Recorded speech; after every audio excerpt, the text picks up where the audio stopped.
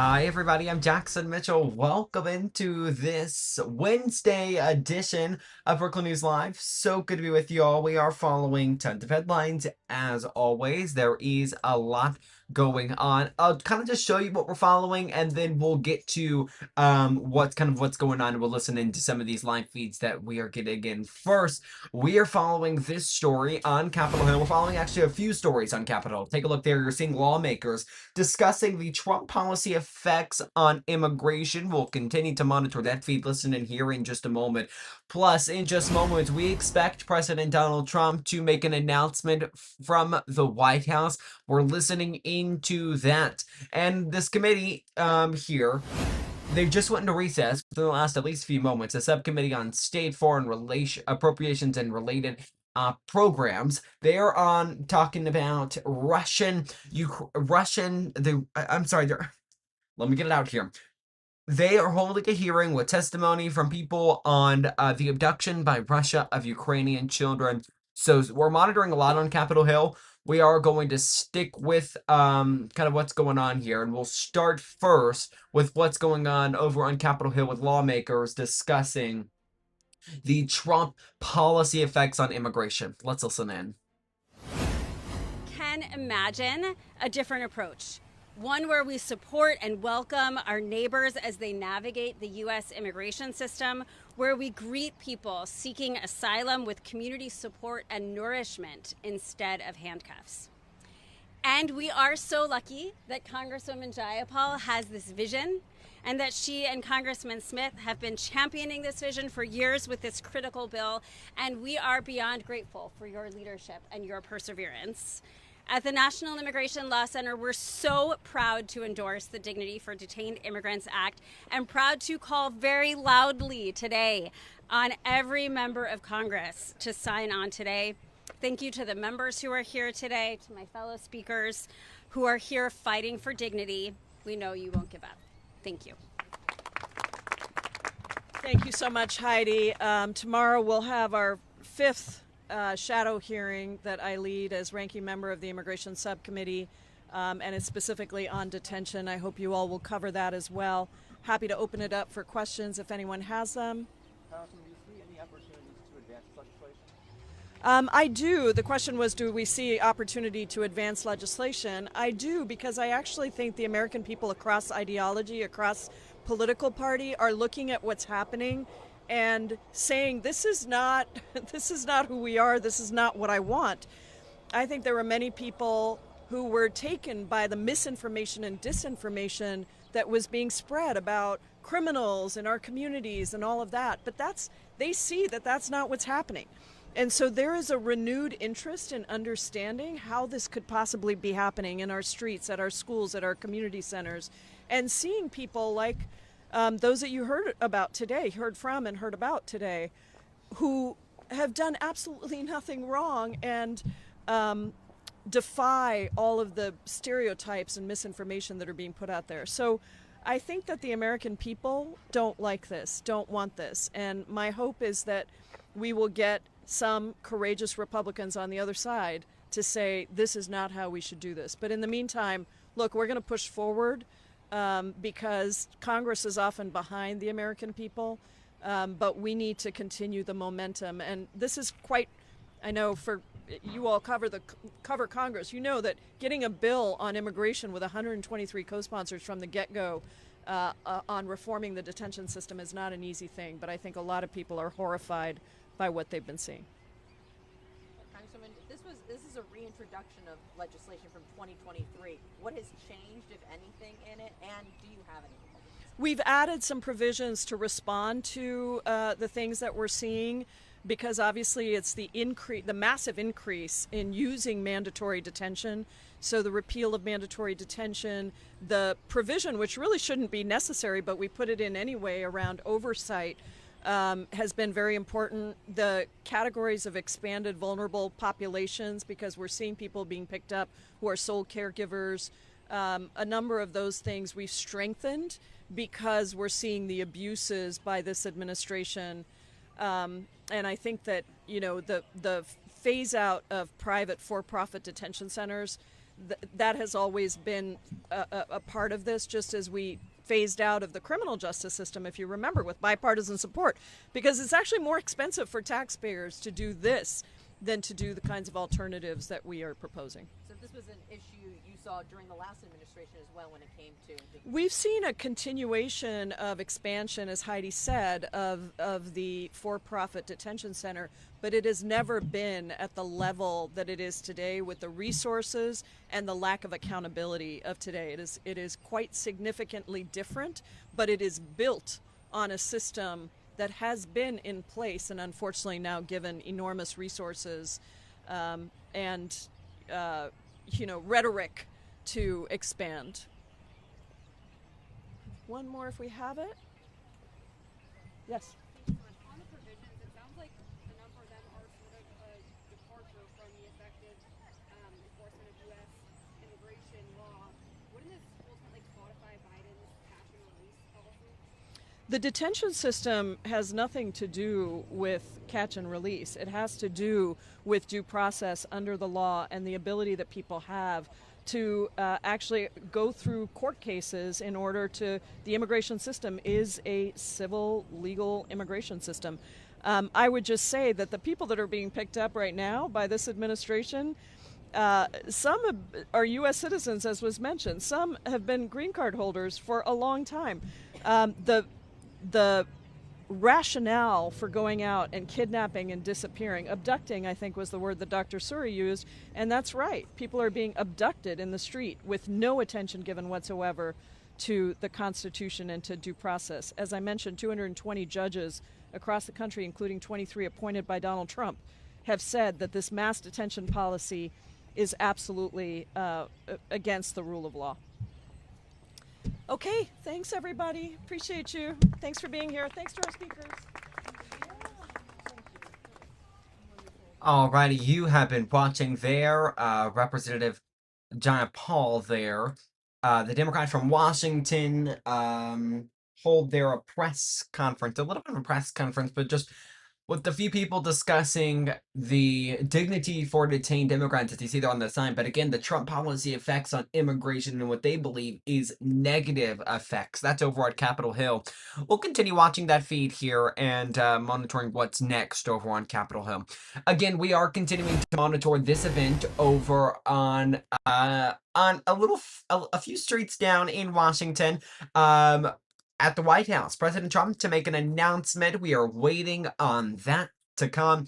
When he does, we'll bring you there live as we are continuing to monitor these feeds. We're also monitoring this hearing by the subcommittee of the Committee on Appropriations on the abduction of Ukrainian children by the Russian Federation.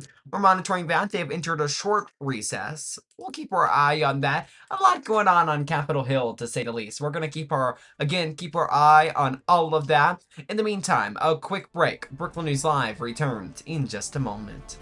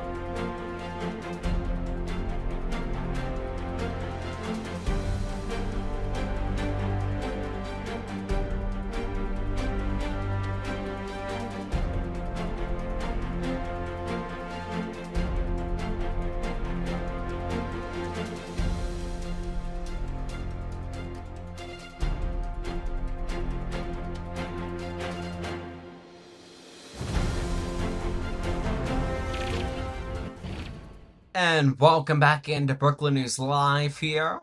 We're about to approach the 2 o'clock hour. We were scheduled to go live then we saw this White House event. We didn't know when it was going to begin, so we're monitoring all of these different types of events that are ongoing on this edition of Brooklyn News Live.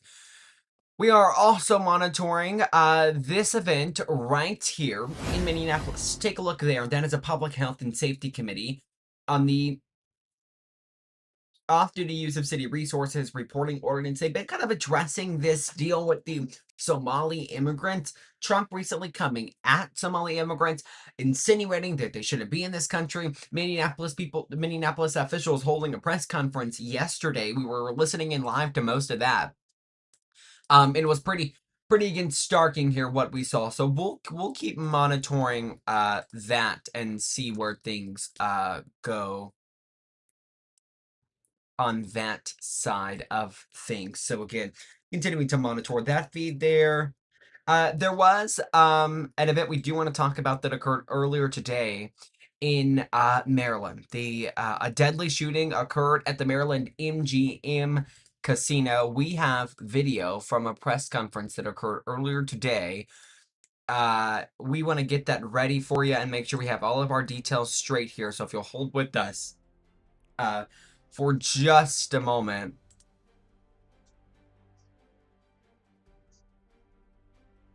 Give me just a moment here. We're just gonna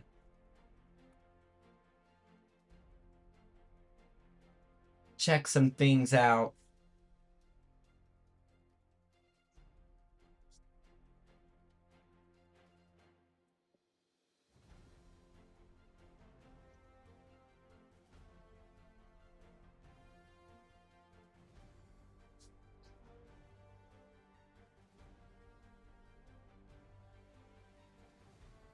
And I'm actually still able to hear the music there.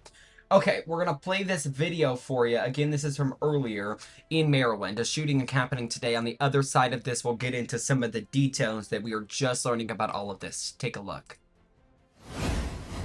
Speaking to you now is going to be our chief, George Nader. Good afternoon. What information that we have is preliminary and subject to change, and I know you guys are going to have a lot of questions that we're not going to be able to answer because it's an ongoing investigation and it's very active, and we know you have information that you've heard over our radios, but what we're asking is that you keep that to yourselves right now out of respect for the victim's family, but also out of the integrity for the investigation. So with that, I'll go ahead and start. I'm Chief George Nader with the Prince George's County Police Department. Shortly before 12 noon, we got a call for a shooting at the MGM Casino and Resort in the food court. As officers responded, they located one victim in the food court. That victim is deceased. That victim is an adult male, we believe in the 20s. We do know that this was a targeted shooting based on our investigation at this point.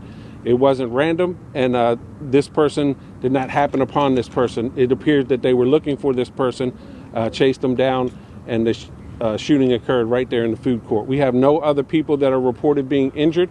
Right now, the only portion of the MGM that is affected is the food court. The rest of the MGM is open and active.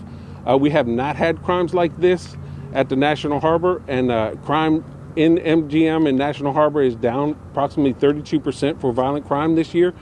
So it's rare that instances like this occur. We're confident that we'll close this case. And with that, I'll take one or two questions, but there's not really a lot more information that I can give you. Who are you searching for right now? We're searching for a suspect that we have on video. What's the description for the suspect? We're not giving that out right just yet, but if we have problems locating him, then we'll give that information. Did you follow him from the garage, or like how far back did you track him? The victim was in the food court. The suspect came into the food court and seemed like he knew where the victim was. And then went that way. We did, out of precautionary measure, lock down some of the local schools just till we got a handle on that the gunman was not on foot in the community, which he is not. So there's no active threat to the community, but we are actively searching for the suspect. Chief, what did you see on the cameras? What was this? Was there an exchange, anything at all? So I did not actually watch the cameras, but from what I was told, there was no exchange. The victim was ordering food. The suspect appeared and immediately began shooting at the victim. Had they been there a while though? Or was he driven away? We're still looking at video, but we do believe he fled the scene in a car. Did the victim also have a weapon? We're still determining that. Had they been there a while though, or were they just kind of new arrivals? Well, I don't know how long the victim was there. We do know the suspect was in the parking lot area for a few minutes prior to going into the food court. What can you tell us about the decision to keep the casino open, to keep MGM open? For all intents and purposes, there's not a heavy police presence inside MGM. So for us, the decision to keep MGM open, MGM is such a big area that the only crime scene that's we're looking at right now is in the food court. So for us, as a police department, there's no need for us to close anything else. Everything that we need to gather is in that food court. So we're satisfied with just closing down that area. So every incident places on camera. How much does it help your investigation with their cameras? The cameras are absolutely helpful. So any business or community, when they have a crime on camera, it not only helps us expedite the investigation, but it also helps us in the prosecution of the case and holding people accountable. And so you can track every second of the movement of these people in here, correct? Primarily, we believe that, yes. Any word on a motive, sir? What there may have been some kind of beef between these two individuals? Nothing yet. Like we said, there was nothing that occurred inside MGM where these two individuals encountered one another until the shooting occurred. And I'll take one more question. Was the victim in the casino beforehand? That we don't know. Still under review. You can confirm nobody else was hurt or grazed otherwise? Yes, we can confirm that. Someone was grazed. No, we can confirm that no one else was injured. Is the victim by himself, herself? Yes, male. What can you tell us about the security in place in the food court area? That you have to probably ask MGM what security is in place. Prince George's County Police. We do patrol MGM parking lot, casino, food court area, like we patrol everywhere else within Prince George's County. A message to the community. Some people say they're seeing more young people show up here at the casino. Maybe concerned now. We haven't seen more young people show up at the casino, but MGM is safe. The harbor is safe. This was a targeted incident. We believe that it would have folded out anywhere once these two individuals came into the same area. And thank you very much. Thank you.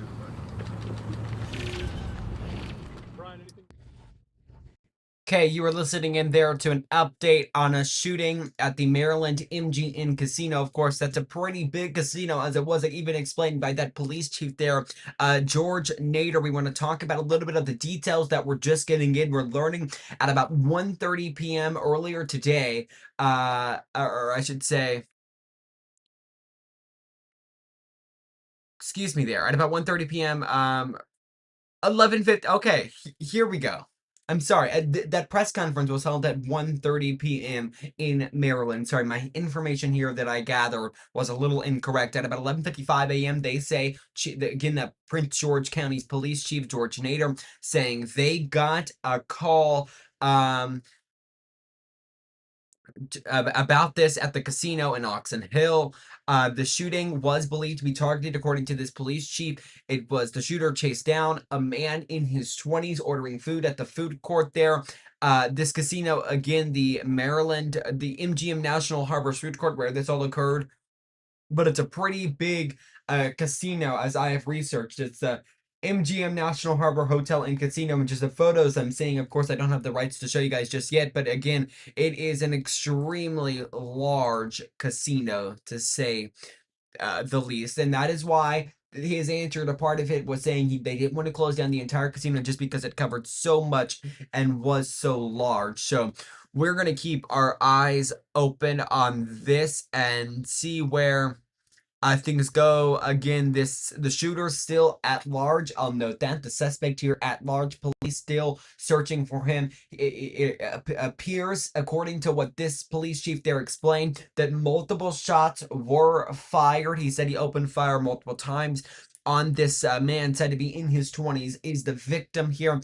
A reporter asking, did the victim have a weapon on him? That is unclear at this moment. And again, police following that also. We'll continue to keep our eyes on that event. Another event we're keeping our eyes on at the top of the hour. It was expected to occur about 30 minutes ago or so. That's over at the White House. We're waiting on President Donald Trump there to make an announcement. It's expected to be on federal oil fuel type announcement. So waiting on that.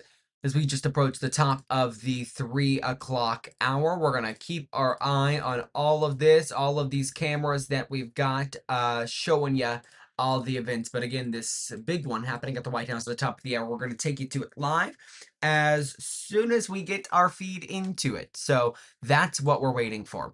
We've just gotten a live look into another camera over on Capitol Hill. Let's take a look here. This is a camera where Democratic leaders uh, excuse me. This looks like the wrong feed here. I'll keep watching to see if maybe that's what we were looking for. Sorry. Um, Stand by here. Give me just a moment. This might be the wrong feed. It's there was expected to be a Democratic press conference a little earlier today, and we were waiting on that a little later in the day, I should say. And we were waiting on that, and we had just gotten a camera into the room, but the room had been of some type of it was kind of, if you've seen and you watch like hearings in the Senate or the House, they have like the desk that all of the people testifying will sit at, and that's what it was. So not sure that's the correct room because we were expected to hear a press conference. So we'll wait to see what we get on that. A live look at Capitol Hill there, where we are continuing to monitor a hearing on what multiple people testifying on Russia as abduction of Ukrainian children. There's a hearing going on about all of that. If it's true, if it's not, we're gonna listen into the hearing. They're in a short pause here. A short recess, I should say, is the proper name for that. So we're waiting on that to start back up. When it does, we'll listen into it. The president also expected to speak, but again, as we approach the top of the hour, we are going to sneak in a quick break. You're watching Brookland News Live.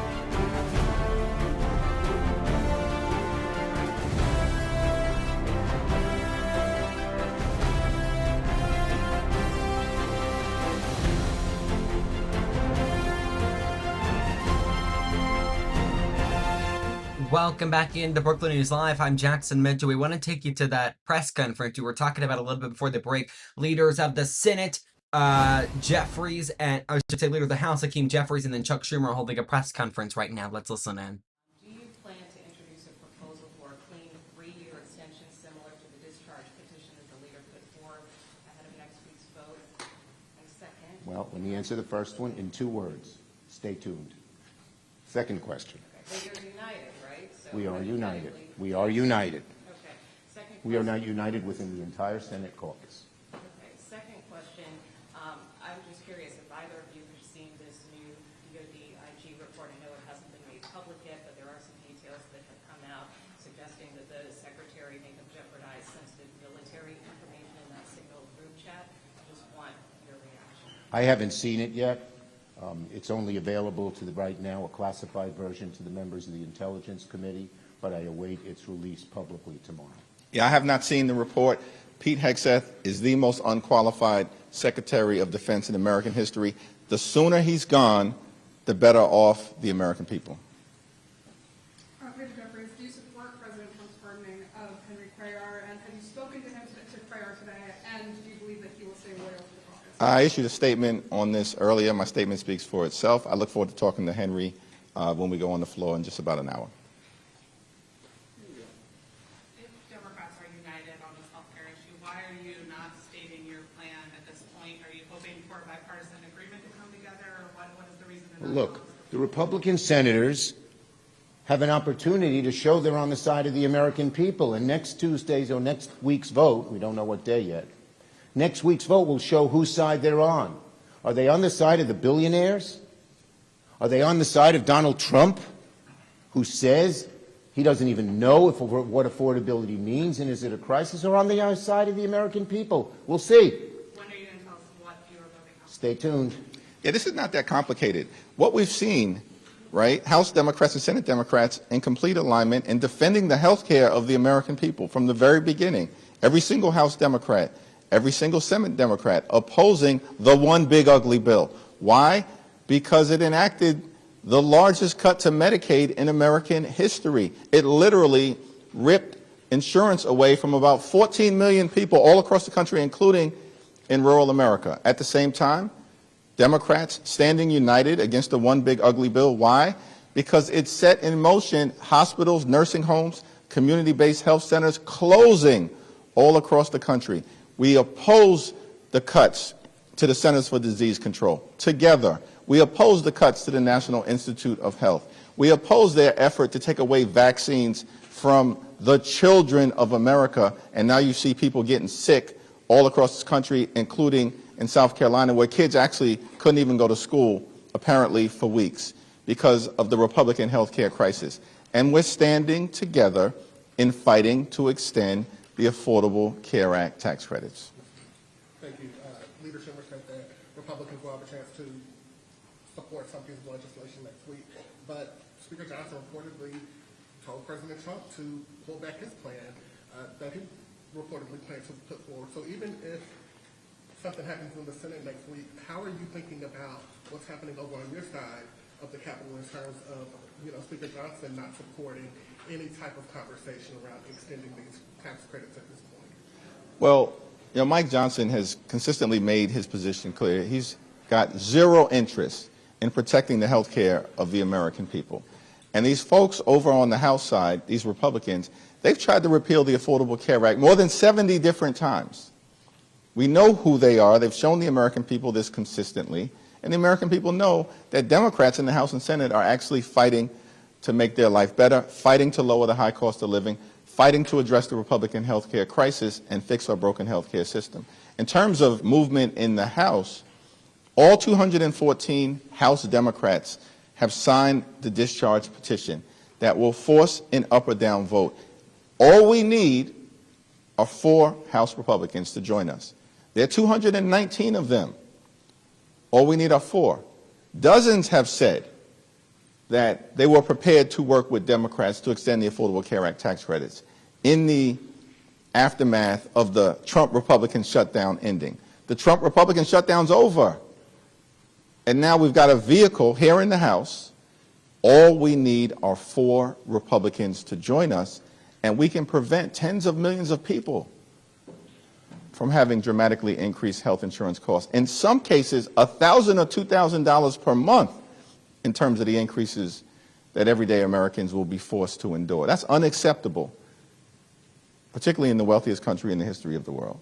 I would say this, the petition, the discharge petition in the House and the vote next week in the Senate are going to be one of the most important moments in this whole Congress. Since 1993, there's been a fight between the two parties, since Hillary Clinton proposed a health care proposal back then.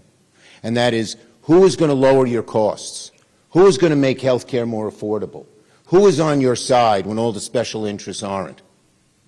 That's what's happened throughout. And this is an important moment Will Republican senators join us to lower costs? Will a handful of House members join the discharge petition? It's in their hands. It's in their hands, and the American people know it. Thank you. If Democrats are united behind the plan, does that mean that negotiations with Senate Republicans on a bipartisan proposal are over? Look, we're willing to negotiate with anyone who will really lower health care costs.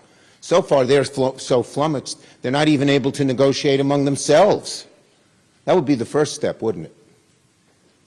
Last question. Is December the end of this fight, or could these credits be extended in January? I understand it's probably more complicated, but is it possible with December? Listen, we're in this fight until we win this fight on behalf of the American people.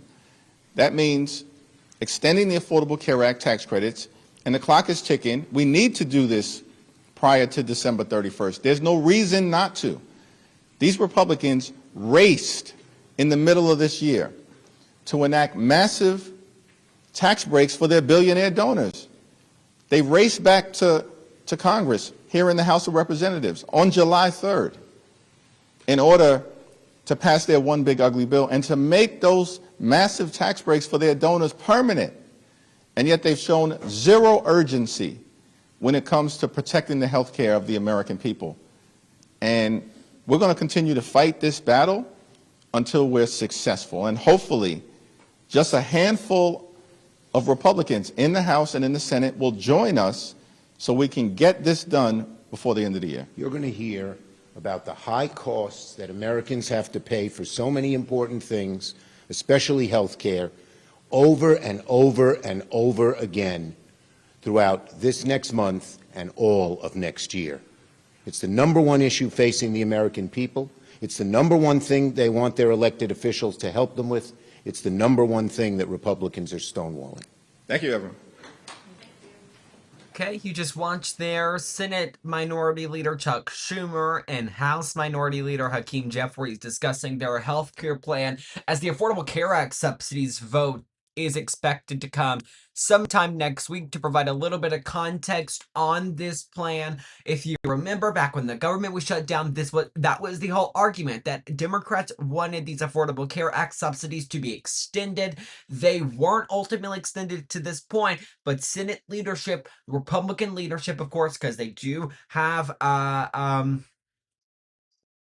they do hold the majority in the Senate and in the House, but Senate leadership specifically saying that they will have a vote on the subsidies. They're not promising a pass. That was the big mention there. There's no promise of a pass that Republicans are going to vote in favor of this, and there's also no promise by Mike Johnson, at least to this point in time, to my knowledge, that they will bring a vote in the House if it were to pass the Senate. So that's the question we're going to be talking about and seeing kind of what goes on there. We are continuing to keep our eye on the White House because we are expecting at any moment President Donald Trump to make an announcement on the automobile industry and the federal fuel, how all that goes. We don't exactly know the full announcement, but we'll hear from the president a little later. As soon as that begins, we will hear from him.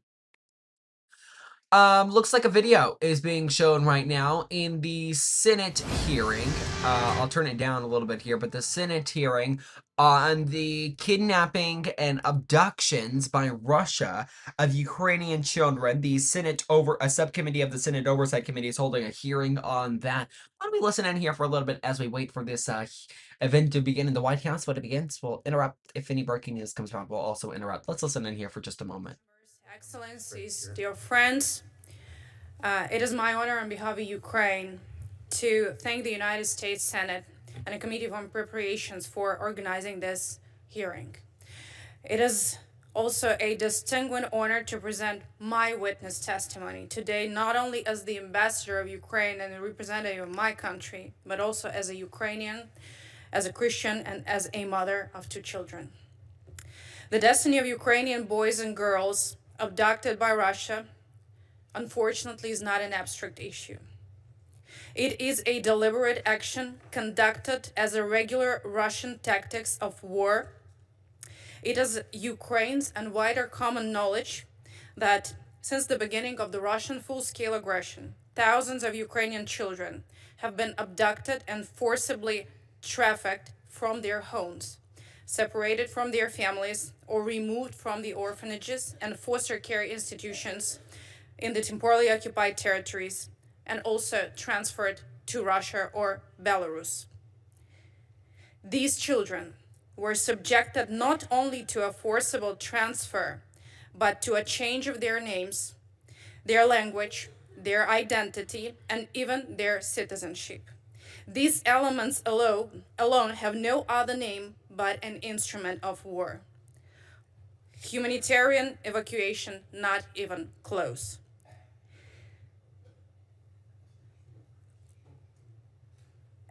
As a scale which is under aggression, Ukrainian nation has not only been documenting and speaking and being vocal about those crimes. Together with international partners and our allies and volunteers, we mobilize efforts to take every step we can to bring every innocent soul back to their families, back to their lands.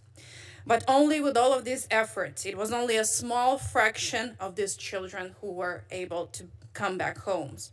Each child's return is a miracle of diplomacy, coordination, and extraordinary courage from their parents who traveled through multiple countries, through the war zones, just to reclaim their sons and daughters back. But for every child who makes it home, many more remain missing, hidden and trapped in systems that are designed to keep them away from Ukraine and from the truth of what happened to them. As a mother, I cannot accept that any government would treat children as a trophies of war or bargaining chip in a geopolitical negotiations. Children are not assets to be moved on a geopolitical chessboard. They are human beings with names, souls, families, memories, and rights.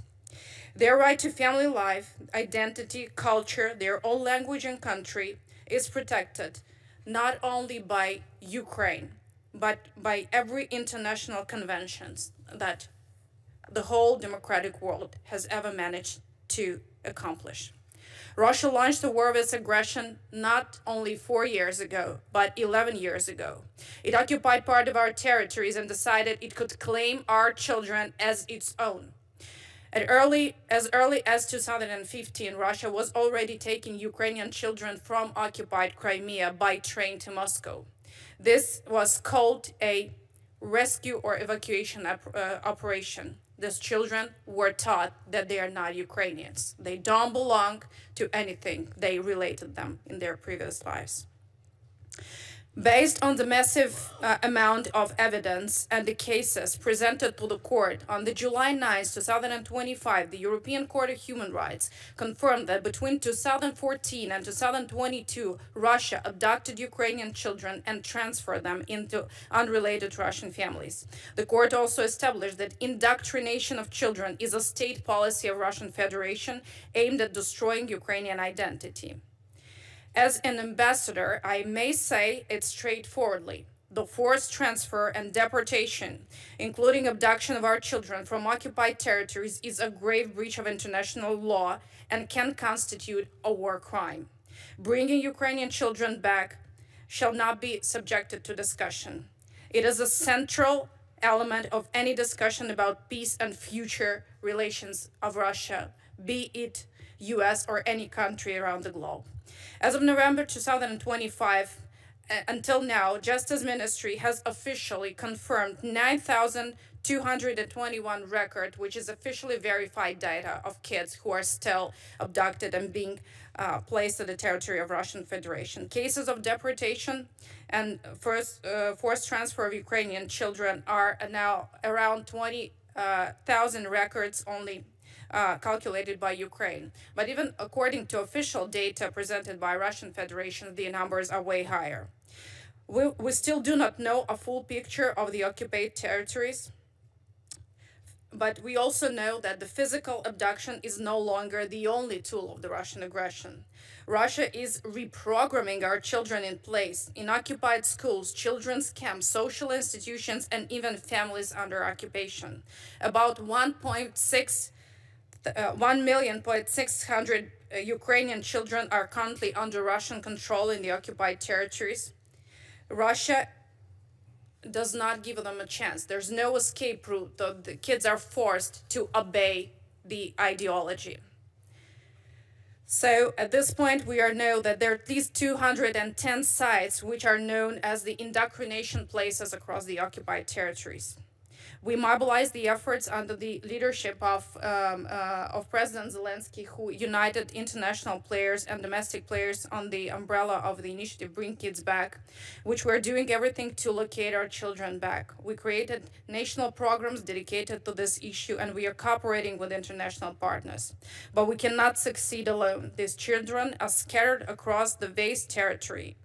We need to make our voices heard, and we're grateful to helping us.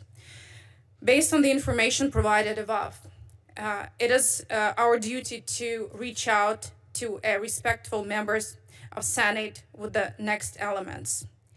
It is our position that we require the unconditional return of all the children within the peace process.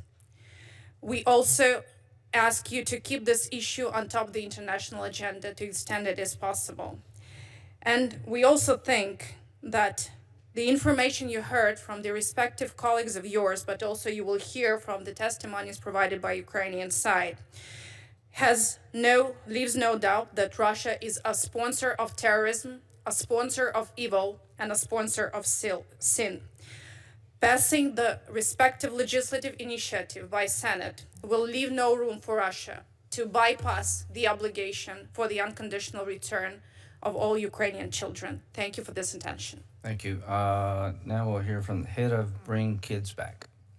You can state your name for the record, please. It's Maxim Maximov. Thank you. Honorable Chairman, Ranking Member, Senators, thank you for the opportunity to testify before you today.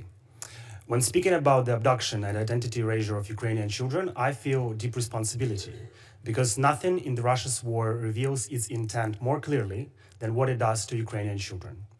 I appear on behalf of the Bring Kids Back UA initiative launched by the President of Ukraine, Volodymyr Zelensky. It unites the efforts of the government agencies, civil society organizations, and international partners to trace, return, and reintegrate Ukrainian children stolen by Russia.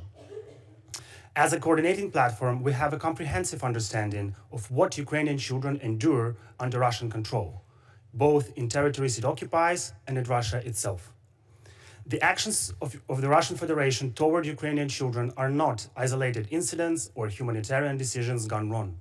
They are part of a deliberate strategy, a state policy of demographic engineering and identity erasure. Child abductions and industrial-scale re-education are weaponized to reshape entire communities and redirect children's loyalty, pushing a generation away from home. And critically, today, many children do not need to be taken across border to have their identities erased. In occupied towns and villages, Ukrainian language, history, and culture are removed from schools, and children are taught a worldview that tears them off from Ukraine. And Russia executes this strategy methodically. First, children are isolated. Family, teachers, and friends are cut off, leaving a child disoriented and without familiar support structures. Then, Russia dismantles the identity. Being Ukrainian becomes something to hide. New documents, new guardians, and at 14, an imposed Russian citizenship, all designed to sever the legal and emotional path back. Over time, this pressure reshapes a child's sense of who they are and where they belong. Finally, when identity is weakened, militarization begins. Children enter state-run programs where they train with drones, practice assault drills, and absorb wartime ideology. By 18, that imposed citizenship becomes the basis for conscription, to send them to fight the country they were taken from. This is the arc of Russia's design: isolate, reprogram, deploy. A 16-year-old Veronika once told me that she was punished for speaking Ukrainian and that she was repeatedly told that her mother has abandoned her and was not coming for her. A lie meant to break her connection to home. And this is exactly why Bring Kids Back UA exists. Not only to bring the kids back, but to reverse what Russia tried to do and keep children from being lost twice, first to Russia and then to trauma. Senators, in the beginning of my statement, I said that nothing expresses the nature of Russia's war against Ukraine better or more clearly than what it does to our children. Because if these were humanitarian evacuations, then why did Russia build a network of political re-education camps? And if this war is about NATO expansion, then why is Russia rewriting the identity of 2-year-olds, unless it needs new children to fight its future wars? A state that does this to children will not change course on its own. It has to be confronted directly, and it comes down to 3 things. First, sustained pressure on Russia to disclose every child it holds: names, locations, legal status. Without full transparency, individual children disappear in a system that is designed to hide them. Second, an insistence on the unconditional return of these kids. No political trade-offs, no linkage to territory or nuclear power plants. Any conditionality would legitimize the crime and invite repetition. And third, continued US support for Ukraine's efforts under the Brinkis-Back framework. Tracing, returns, reintegration, and accountability. These are the steps that would dismantle the system Russia built and bring our children back home as themselves. There can be no durable peace while Ukrainian children remain missing, reprogrammed, or trapped inside Russia's administrative system. Senators, through coordinated efforts under the Brinkis-Back initiative, 1,859 children have been returned back to Ukraine. Your leadership and your pressure directly determines how many more will come home. Thank you for your support, and thank you for standing with us in this fight. Thank you. Senator Murray, would you like to say anything, or? I'll wait till my turn. Okay. Gentleman from Save Ukraine. Mikola Kuleba. Chairman Graham, Ranking Member Schatz, and esteemed committee members, thank you for the opportunity to come before you, not only as the founder of Save Ukraine, but as the father and the witness of the grievous crime of our century, this systematic abduction, trafficking, and militarization of Ukraine's children by the Russian Federation. Through our Save Ukraine Underground Railroad, built with coordination of Brinkis-Back Initiative President. Alrighty, you were listening there to a Senate a subcommittee of the Oversight Committee speak there. President Trump now making an announcement. Let's listen in. Upward pressure on car prices, combined with the insane electric vehicle mandate, Biden's burdensome regulations help cause the price of cars to soar more than 25%, and in one case they went up 18% in 1 year. Today we're taking one more step to kill the Green New scam. It's part of the greatest scam probably, well, other than Russia, and a few others I could name. The greatest scam in American history, the Green New scam, and it's a quest to end the gasoline-powered car. This is what they wanted to do, even though we have more gasoline than any other country by far. And people want the gasoline car. They want everything. They want electric. They want to have lots of alternatives, but they do want the gasoline car. Right now, it's leading away by a lot. The car business is a very interesting business, but we want to keep it that way. I want to thank Transportation Secretary Sean Duffy, Deputy Transportation Secretary Stephen Bradbury, as well as CEO of Ford, Jim Farley. Jim, where is Jim? Let's see. Hi, Jim. Congratulations. You're doing a great job. CEO of Stellantis, Antonio Filosa. Thank you very much, Antonio. Chairman of the National Automobile Dealers Association, Tom Castrida. Yes, sir. Thank you very much, Tom. Great to have you. And Manager of General Motors Orient Plant, John Urbanek. Yes, sir. Thank you, sir. Great to have you guys here. And you're going to say a few words in a minute about how ridiculous this was, but we've just freed you up. So you're going to have a good day and have a good number of years. Thanks as well to Senators Shelley Moore Capito, Ted Cruz, Kevin Cramer, Marsha Blackburn, Eric Schmidt, and Bernie Marino, as well as Representatives Sam Graves, Vern Buchanan, Mike Kelly, Roger Williams, Lisa McClain, and Troy Balderson. All great people. These are great people. And I know there's a lot of support long beyond the people that are here. We've had tremendous support on this. From day one, I've been taking action to make buying a car more affordable. I signed an executive order to end the unfair, expensive electric vehicle mandate, as you know, where you had to have an electric car within a very short period of time, even though there was no way of charging them and lots of other things. It would have cost $5 trillion to build the charging plants. And as you know, in certain parts of the Midwest, they spent, to build 9 chargers, they spent $8 billion. So that wasn't working out too well. That was done before me, by the way. I wouldn't have let it go forward. We're canceling the EPA's absurd tailpipe emission standards, one of the most important things that I've never had a group of people come to me more powerfully and really just devastated that they had to do it. It was killing them than the automobile manufacturers, the tailpipe emission standards. And I can tell you, your people at Ford were coming to me all the time, and they were saying, like, please, it doesn't do anything, and it's killing us. And it's driving the cost through the roof. And we revoked Biden's emissions waiver for California so that California communists could not regulate the automobile industry and ruin the entire nation of automobiles. And they were doing that too. But we have that now under control also with your governor, who's got much more than he can control. Now, under the new rules being issued today by Secretary Duffy, the Department of Transportation will rescind the Biden fuel economy prices. And I hate to say that because they were really not economy. They were really, they were anti-economy. They were horrible what they were doing to the costs and actually making the car much worse. But these policies forced automakers to build cars using expensive technologies that drove up costs, drove up prices, and made the car much worse. The action is expected to save the typical consumer at least $1,000 off the price of a new car, and we think substantially more than that. Under the Trump administration, $70 billion are now being invested in the American auto industry. Ford has announced it will invest $5 billion across its Kentucky and Michigan plants. Is that a correct statement? That's right. That's a lot, $5 billion. You could do more. Creating at least 4,000 new jobs. Stellantis announced that it will invest $13 billion to expand its U.S.-based manufacturing by more than 50% and open new manufacturing facilities across the country. And I think a big part of that is also the tariffs. Because of tariffs, they're coming in.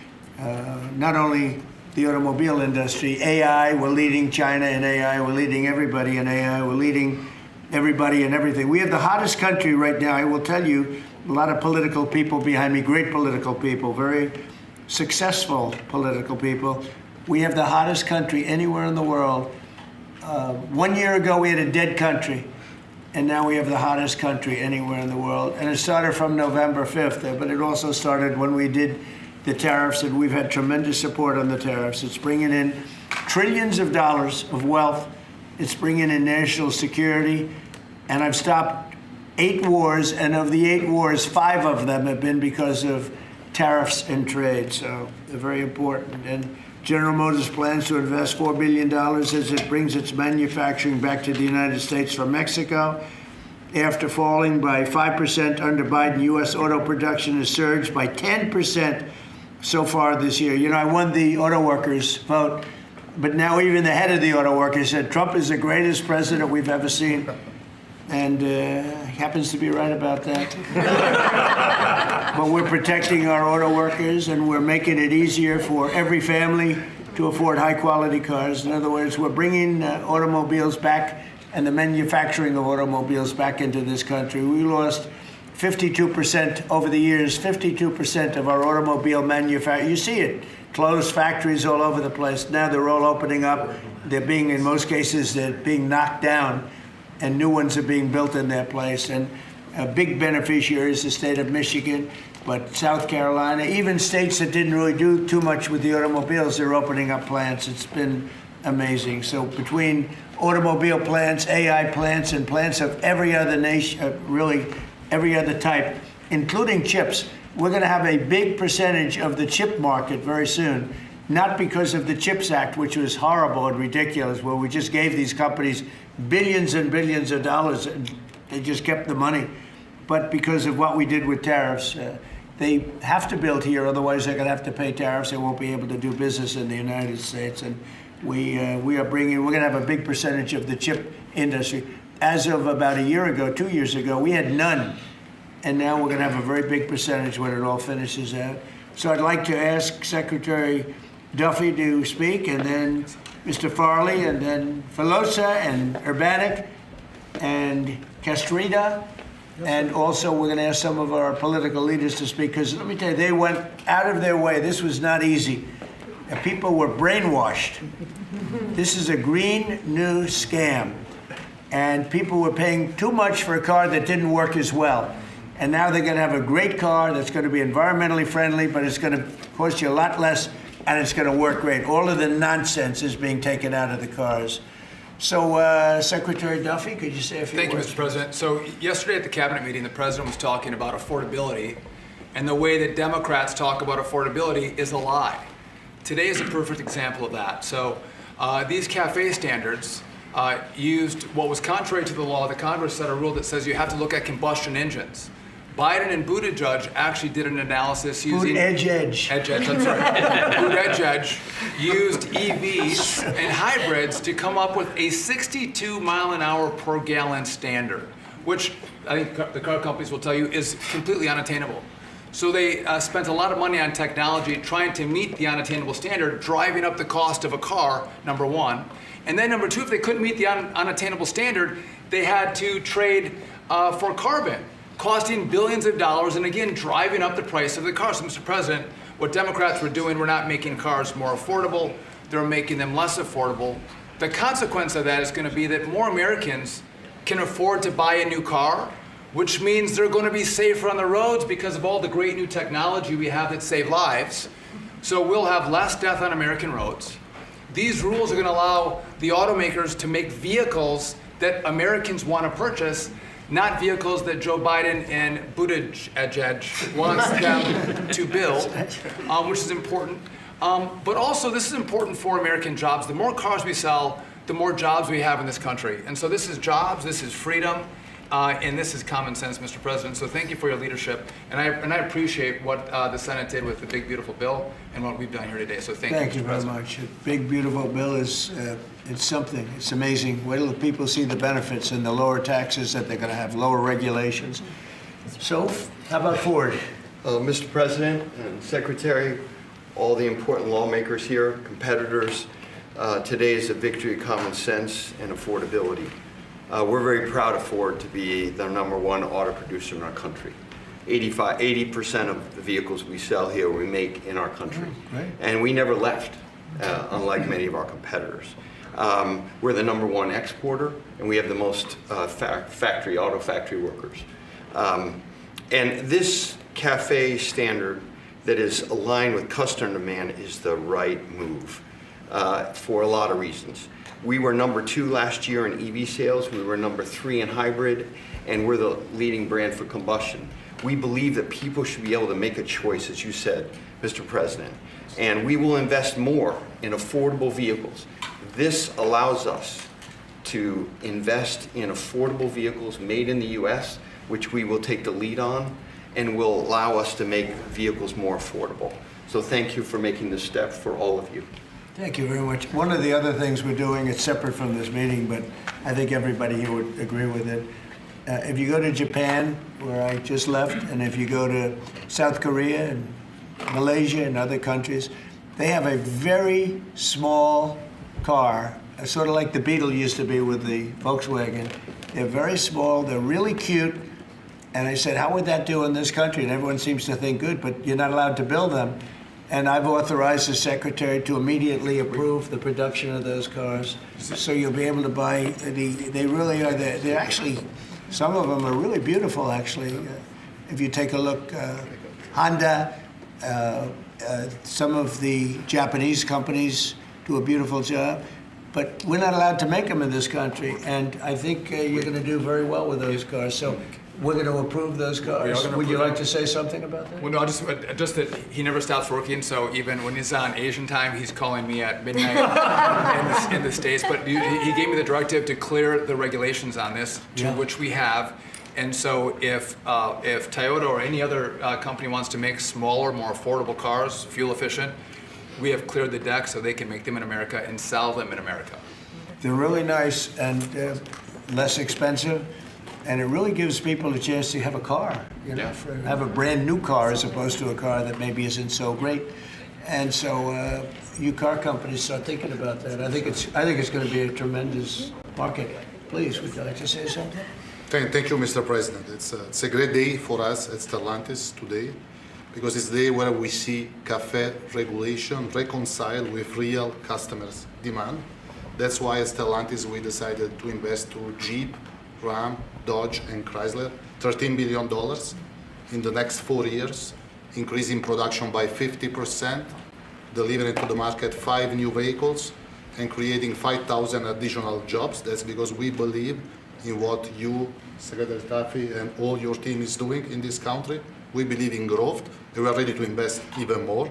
So thank you very much. Thank you very much also for this great news of the K cars, which we are very interested in. And we are very looking forward to work with Secretary Duffy, your team, in the future for the next steps. Thank you very much. Well, get ready for those cars because we've already cleared the way. You can start right away. We will. Okay? Thank you very much, Mr. President. Thank you very much. Please. Mr. President, thank you so much for having me. We support your leadership for this issue that is so important to the auto industry. I'm here representing the hard-working men and women of Orion Assembly in Michigan. Right.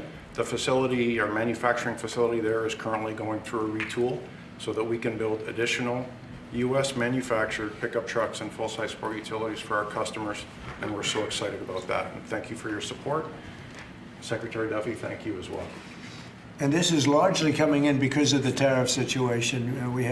We're taking in trillions of dollars, actually, trillions, and we have so many other advantages. But these great companies are coming back to the United States. They left the United States. If somebody was sitting behind this desk that knew what they were doing, that wouldn't have happened. They would have said, well, you can sell your car here, but we're going to put 100% tariff, and you would have never had the auto industry leave. Again, we lost more than 50% of our auto industry.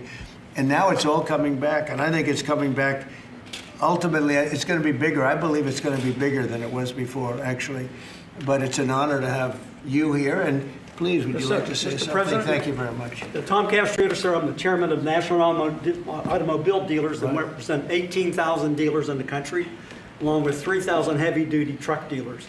And what the actions that you've done as the president and your administration is definitely going to save our customers money.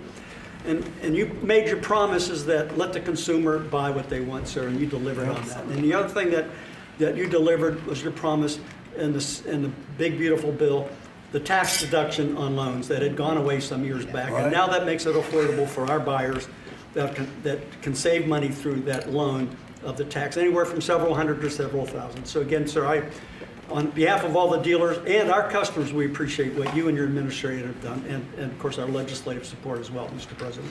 Thank you.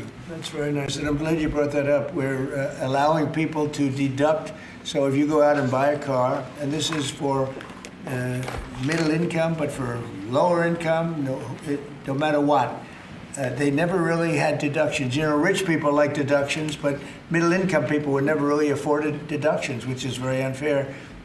You borrow money to buy a car, you're allowed to deduct the interest from your income tax. And I think that's going to be one of the most, in terms of your industry, I think it's going to be the biggest thing that we're talking about, maybe even bigger than CAFE standards. People are going to be able to borrow money, deduct it, so it's going to cost them essentially half. And it'll help, yes, sir. I think it's going to be a tremendous factory. They've never had a chance to do that before. And that's all done. That's all in the great, big, beautiful bill. So it's really terrific. I'd like to ask a couple of our political leaders to say, because you guys have done an amazing job. This was something that was going to be very tough. We had to fight lunatics to get it done, and they had no answers. You know, you just present them with the facts, and they just say, well, we're just not going to vote for it. They couldn't talk about it, but They didn't want to vote. I see Mike Kelly, my friend back there, has been with me from day one, right? Yep. What do you have to say, Mike? Well, you know what? I think you hit the key. Everybody's talking about the same thing. In America, look at the way they like each other. You now you can see there's no hatred between these two guys. Yeah, as long as I beat his price, we're friends. Now, you hit it right on the head. The American people have always been able to choose what they want to buy. Right. They don't want to be taken out of a market by people who, quite frankly, don't even drive their own car, and saying this is the way you've got to go going into the future. And say, well, you may say that, but you're not in the market. You have no idea. And I know the business we're in. At the end of the day, if you were there with me, I'd say, oh, so, Mr. President, other than price, what's keeping you from taking the car home today? It's always price. And the fact that we can build a car that's affordable, that people want to buy, that's the key to it. What you've done is unlock the most ridiculous statute that ever came in with CAFE. It wasn't done by the Congress. It was done by President Obama after the courts failed on it. So thank you for doing what you're doing. You're making America great again in every single way. Thank you. Thank you. It's going to be so big for the auto manufacturers. People aren't even going to believe the impact this has. You know, Mike used to come to my rallies all the time, and we'd have a rally, and it was like 0 degrees. It was freezing everywhere, and he'd sit there without a shirt on. And I didn't need that, you know. I didn't say it was pretty, but he would sit there in the cold, and he didn't mind it at all. I said, that's one tough cookie, right? You lit it up. We didn't need any heat. You were there. We had a good time. We had a lot of great rallies, right? We did. Pennsylvania. Please, Mr. Congressman. Thank you, Mr. President.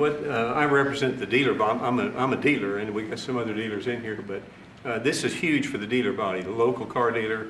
We're going to be able to sell what the customer wants. The manufacturer's going to make what the customer wants. We've got all kinds of options to the big bill. It's going to enable people, as we talked about, to deduct payments and so forth. As we say in the business, they've never been cheaper than they are today, Mr. President. And it's going to be a great opportunity for the dealer body to sell what consumers want. And 99% of the businesses in America are small businesses. Many are car dealers, employ a lot of people. It's going to be a great year for us. We appreciate your leadership, and we appreciate, from a retail standpoint, we appreciate the manufacturers going to step up and build cars that customers want and that we want to sell. So thank you very much. It makes it a great country. He's also a very brave congressman because he was there on the baseball field that horrible day with Steve Scalise and some other people. He was hit. But he took it very well. He took it very well. You're my pal. Thank you. Thanks. Great job. Appreciate it. Great job. Appreciate it. Kevin, could you say a few words of wisdom? One of the really smart economic forecasters, I will tell you. Beyond an economist, he's a real forecaster. Please. Sir, I think that there's a massive macroeconomic benefit to what we're doing today. And the way to think about it is that the car that has the best gas mileage that you could buy that has only gasoline is a Honda that gets about 36 miles per gallon. Joe Biden wanted to make every car on average be above 50. So there's no car made in the US that you would be able to sell 2 years from now, 3 years from now under that rule. Because what he wanted to do was make everybody have an electric car, as you know. But here's the thing, that if everybody had an electric car, then nobody would be buying gasoline anymore, and they'd have to take all the miles that they travel and put it on the grid. And so we would have to increase the production of electricity in the US by 25% over the next couple of years if they had their way. And so you've really stopped a massive disruption for the economy with this. So thank you, sir. And that wasn't the main reason, and yet it certainly is a main reason. You wouldn't have been able to do it even if you wanted it. It's just so crazy. That was the mandate, which we ended. Troy, would you like to say something? Great honor, thank you. My family is a former dealer, 48 years, Chrysler Dodge dealer. And then I got into the political world, sir. Yeah. I had more fun in the dealership world, but I miss it. But I still play a big role in automobiles and grateful. I remember under President Obama when the CAFE standards changed, as Mike brought up, and going through those challenging times. As a Chrysler dealer before Stellantis came along, it was Daimler before you guys got it. So thank you very much for being here and making these changes. And as you said, that interest on the car loan piece was big. And I know that Bernie led the charge on that in the Senate and get it into one big, beautiful bill. That really is a big deal, and people need to understand how big a deal that is. You did a great job. And by the way, we had a great victory last night. Kind of like our race, huh? He's going to be a great congressman, I think so. Really, like us, right? Yeah, like us. One of my early endorsements, right? Yes, sir. Can we talk about it? You're right there is a man. Come in, let me say hello to you. Please, go ahead. Thank you, Mr. President, you. for your leadership. But the thing I've admired most, you've been in business, you've been in the battles over the years, and you're helping us lead us out. Most people that are up here have no idea about business or small business. That's It makes true. a big difference. One is. Number two is, I would just say in terms of the tax stuff we're talking about, one of the things that get missed, and I'm in Florida, Sarasota region, is the ability to deduct. Most people have a small business, they'll have a lawn business, they'll have this, that, they buy a new or used truck. They can take that deduction, let's say they're in a 20% tax bracket, but the vehicle's 60 grand, they can take 20% of the 60 grand, get a $12,000 write-off. They can pay their payments for the first year. That's a powerful tool we don't talk about, I don't know why, but at the end of the day, because of what you've put in place, full expensing, that's the tool that would use. And you could just think about all the people in Florida, just general places, they're buying old vans or new vans, they're buying trucks, mainly trucks, and they're getting a deduction. They don't even have a payment for a year. That's right. So it's one of the best things for One Florida. of the biggest everybody things else. in the bill, Yeah, expensing. expensing is a powerful tool. They can write the whole asset off the first year, take that deduction, put $12,000 in their pocket on a $20,000. Well, let me mention one other thing. They got into the e-vehicles, electric cars. And I'm talking to dealers that come in and talk to me, and basically, they couldn't sell one, they couldn't give one away. And when these companies, or they got in because of whatever political pressure under Biden administration, and they end up realizing that they got no market. A guy says, the car's been sitting there a year, I can't get rid of it. So they don't understand the market. The people produce the vehicles, and that's made a big difference in your leadership. But thanks for what you're doing here today. It's big, it's huge, it'll make a big difference. $12,000 on a $60,000 vehicle up front, day one. Thank you. Thank you very much. Yeah. You know, we're just talking about something that's interesting. Ford would make, and I don't want to speak for Ford because we have one of the top people right here. Mr. President, it's fine if you want to talk about Ford. Ford would make numerous electric cars in order to sell one Ford 150. Yes. Because they'd make all their money with the 150. Yes. And they were willing to lose money on building 2 or 3 electric cars that they couldn't sell in order to make some money on the 150, because the 150 is a monster. I'll tell you what, that no matter where you go, they love that Ford 150. Yes. But isn't it a ridiculous model when you have to build 2 or 3 cars that you know you're not going to be selling or not be selling for much in order to really do something that you should have the right to do, which is make a car that you want to make. Yes.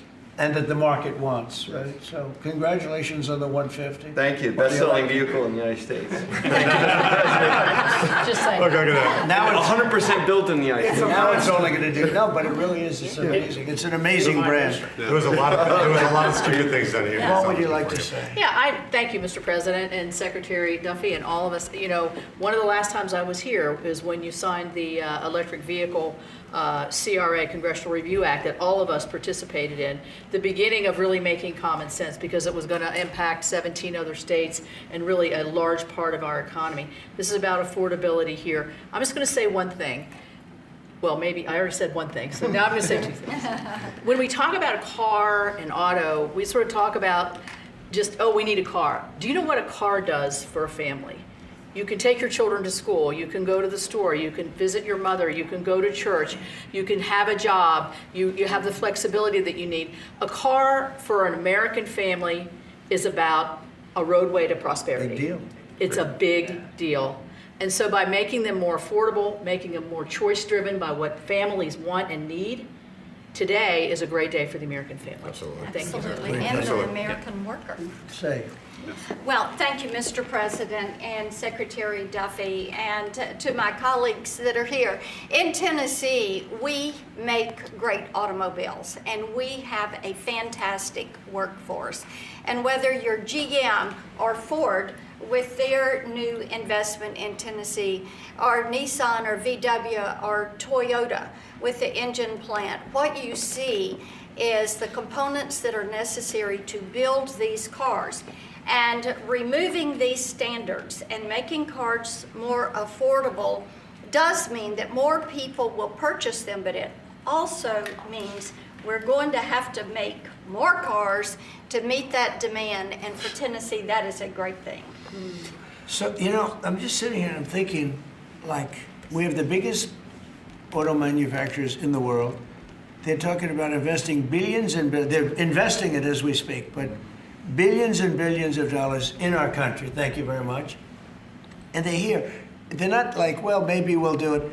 They're doing it because of tariffs, and they're doing it because of maybe they like the president, and we're doing things like this for them, which frankly, no matter who you are, this should be done. And we're doing things like deductibility of interest when you borrow money. To buy a car, you're allowed to deduct it from your income tax. That is a massive tax cut for people that probably are going to be trying to buy that car anyway.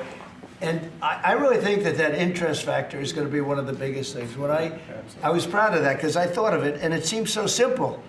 Other people are allowed big interest. If you're a rich person, you're allowed to have big interest deductions for different things you do. But if you're a middle-income person that has to buy a car, you were never entitled to anything. And now you're getting a full interest deduction on the loan. And I think that's going to have one of the biggest impacts. But we're here with companies that are investing tens of billions of dollars in our country as we speak. It's not going to be in 2 years or 3 years. A lot of it's because of the expensing provision in the bill, in the big, beautiful bill. But a miracle is happening in our country. It's a miracle. This is just the auto industry, but we have other industries where it's the same thing. They're building all over our country, and this is a revolution is happening. It's a business revolution. It's a jobs revolution. It's a car revolution. We're bringing back the car industry that was stolen from us because we have people that didn't know what they were doing sitting at this desk. They put the wrong people in because they weren't advised properly. And this is really an incredible thing that's happening. Go ahead, Kevin. Well, thank you, Mr. President. And I think in many respects, pretty much everything that could be said has been, except that I think what Kevin talks about in terms of the cascading economic opportunity from this one single event is just the tip of the iceberg. When you think of all the rules and regulations that you have repealed, I think it's more important, frankly, than the tax cuts. However, in the Working Family Tax Cuts Act, remember we made permanent a lot of really good policy from the first Trump era, not the least of which for small businesses is bonus depreciation. The opportunity to depreciate the year that you purchase an F-150 for your small business or a large truck for your farm. I just think we're going to roll into 2026 and we're going to see an escalation of economic opportunity, the likes of which I probably have never seen. I think nobody's ever seen it, nobody in the world, because there's never been 18 or whatever it ends up being. In 10 months, we have $18 trillion being invested. We never had $1 trillion being invested. And Biden had much less than that. Think of it. He had less than $1 trillion over 4 years. We have 18 trillion in 10 months, and it's actually as of 9 months. So there's never been anything. Eric? Yeah, Mr. President, thank you. And on behalf of the people of the great state of Missouri, who we actually make things from F-15s to F-47s now, thanks to you. We'll be building the F-47 and then F-150s. And those are real jobs, and we make things in Missouri. This is going to go a long way, I think, for making things more affordable for normal people. Nothing could be more American than driving a car on the highway, and this is going to make that more accessible for more people. So thanks for your leadership. Your state's doing a great job. Yeah, well, they love you too. It's a great place. Thank you. Please. Thank you, Mr. President. I'm going to talk to you just a minute from a rural perspective, because these CAFE standards were absolutely unworkable in rural Missouri. We need vehicles that are practical and affordable and can haul for our small businesses, for agriculture, and it just simply didn't work. Those CAFE standards didn't work. So I applaud you and Secretary Duffy for your hard work and what you're doing on behalf of rural America. Well, it was keeping a lot of manufacturers out of our country, too. They said, we're not going to, are you crazy? They thought, outside manufacturers thought we were absolutely insane with all of the different things. And just made up nonsense. It was like made up. It was really made up by people that hate our country. I really believe. Does anybody else have anything to say? I'd say about two quick things, Mr. Oh, no, President. Bernie, I didn't see you. Two quick things I think are really important. Alrighty, So you the have person been who's sat listening in behind this there desk to before Trump you, and auto industry CEOs and big people in the auto industry, as well as people of the Trump administration, speak there from the White House. We've approached the 4 o'clock hour. Brooklyn News Live, a new hour of Brooklyn News Live starts right now. Brooklyn News Live begins right now. Here's Mitchell. Hi, everybody. Welcome into Brooklyn News Live. I'm Jackson Mitchell. So good to be with you. A lot to talk about. Luigi Mangione not in court today. That's a big story everybody's talking about. This was the man convicted, alleged, I should say not convicted, alleged of killing CEO Brian Thompson. He has since pled not guilty. We're going to talk a little bit about that. But first, these so-called boat attacks.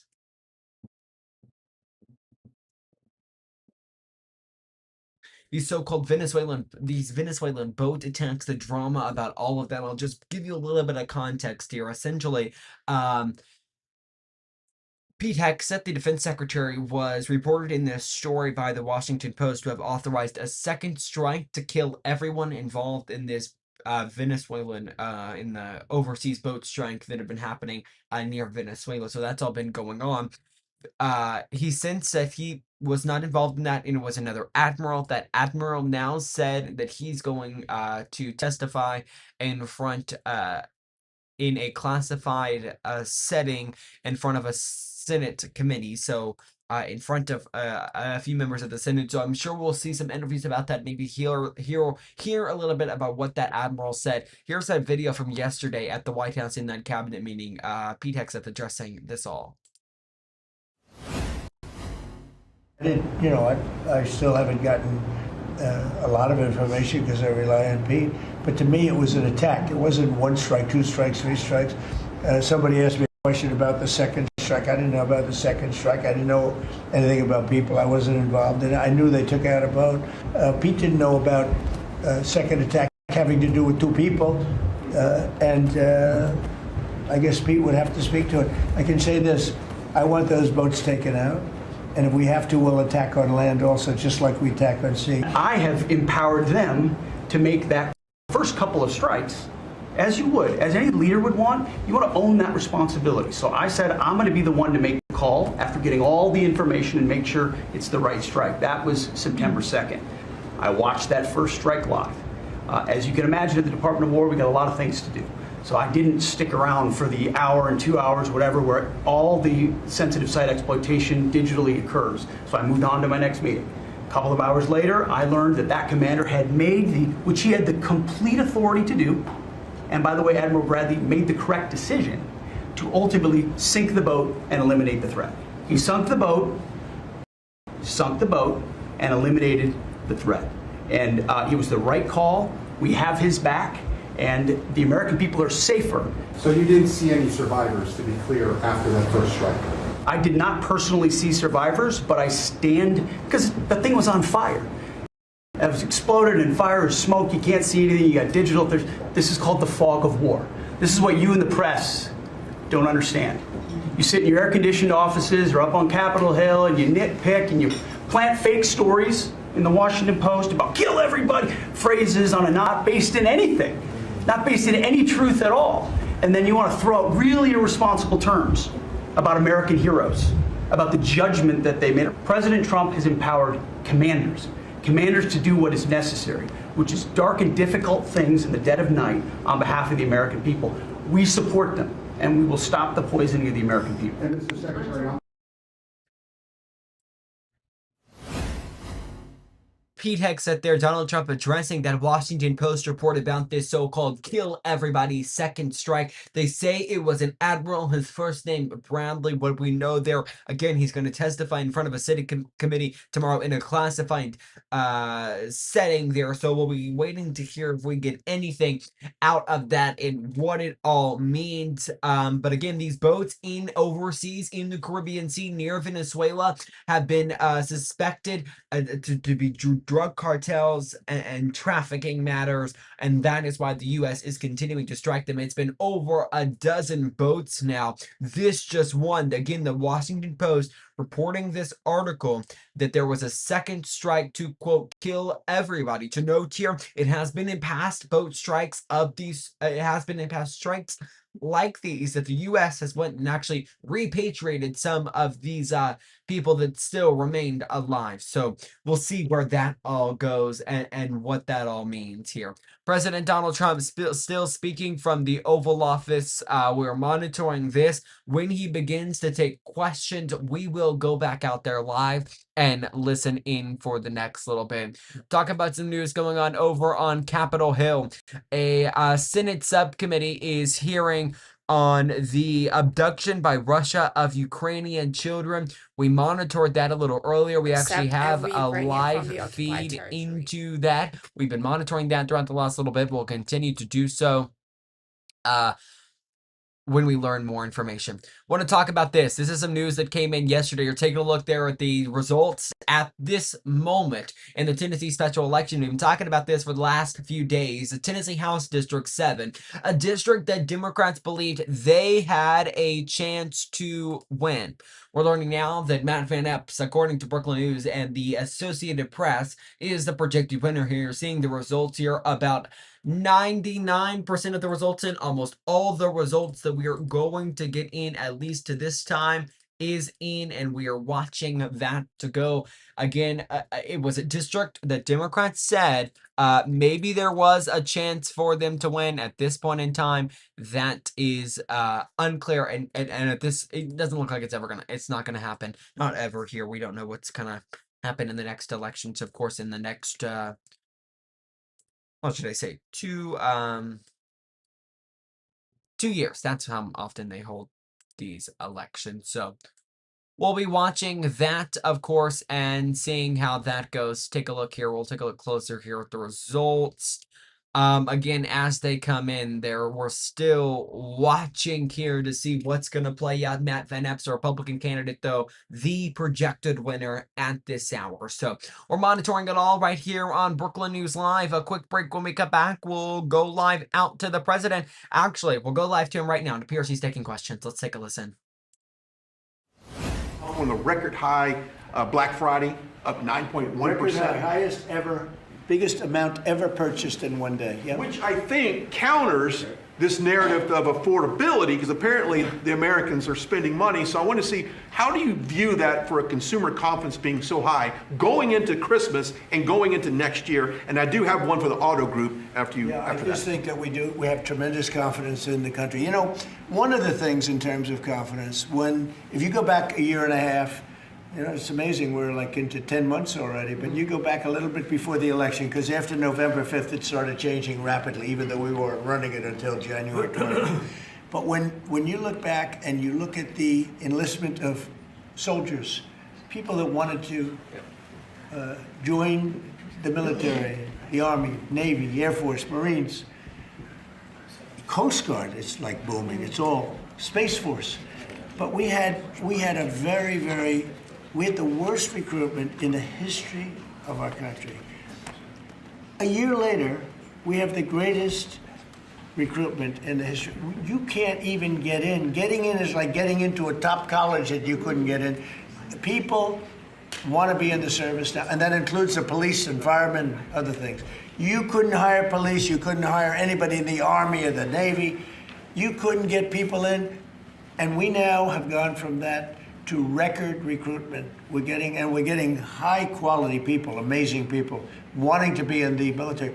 They have a spirit now, you know, call it what you want, but that's part of it. But they have great spirit now. It's a great thing. Go ahead, ask your second question. Okay, my second question, I've got a lot of close family friends that are in the automotive business, own dealerships all across Southern California. They sent me a question to ask you.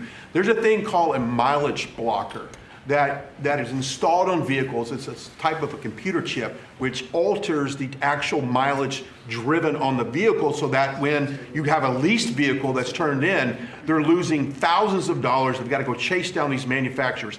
What can we do to track down these manufacturers of this illegal computer chip that's really hurting automotive Have industry. you heard about this? Yes, sir, they're getting built in China, and most of them are coming out of Great Britain, sir. They're being distributed through China, through distributors selling them online through Great Britain, yes, sir. Wow, that's not so good. What do you think? Look at that. Do you, Bernie, do you know anything about that? It works on older vehicles, and obviously, we got to do a better job of Yeah, making I sure think patrolling it's at the border. something, I've never heard of it. Very good. We never heard of it. That's pretty good. Mr. President, you released video of that first boat strike on September 2nd, but not the second video. Will you release video of that strike so that the American people can see for themselves what I happened? don't know what they have, but whatever they have, we'd certainly release, no problem. You know, we stopped, every boat we knock out, we save 25,000 American lives. That's right. And if you look at our numbers, the drugs coming in through sea are down 91%.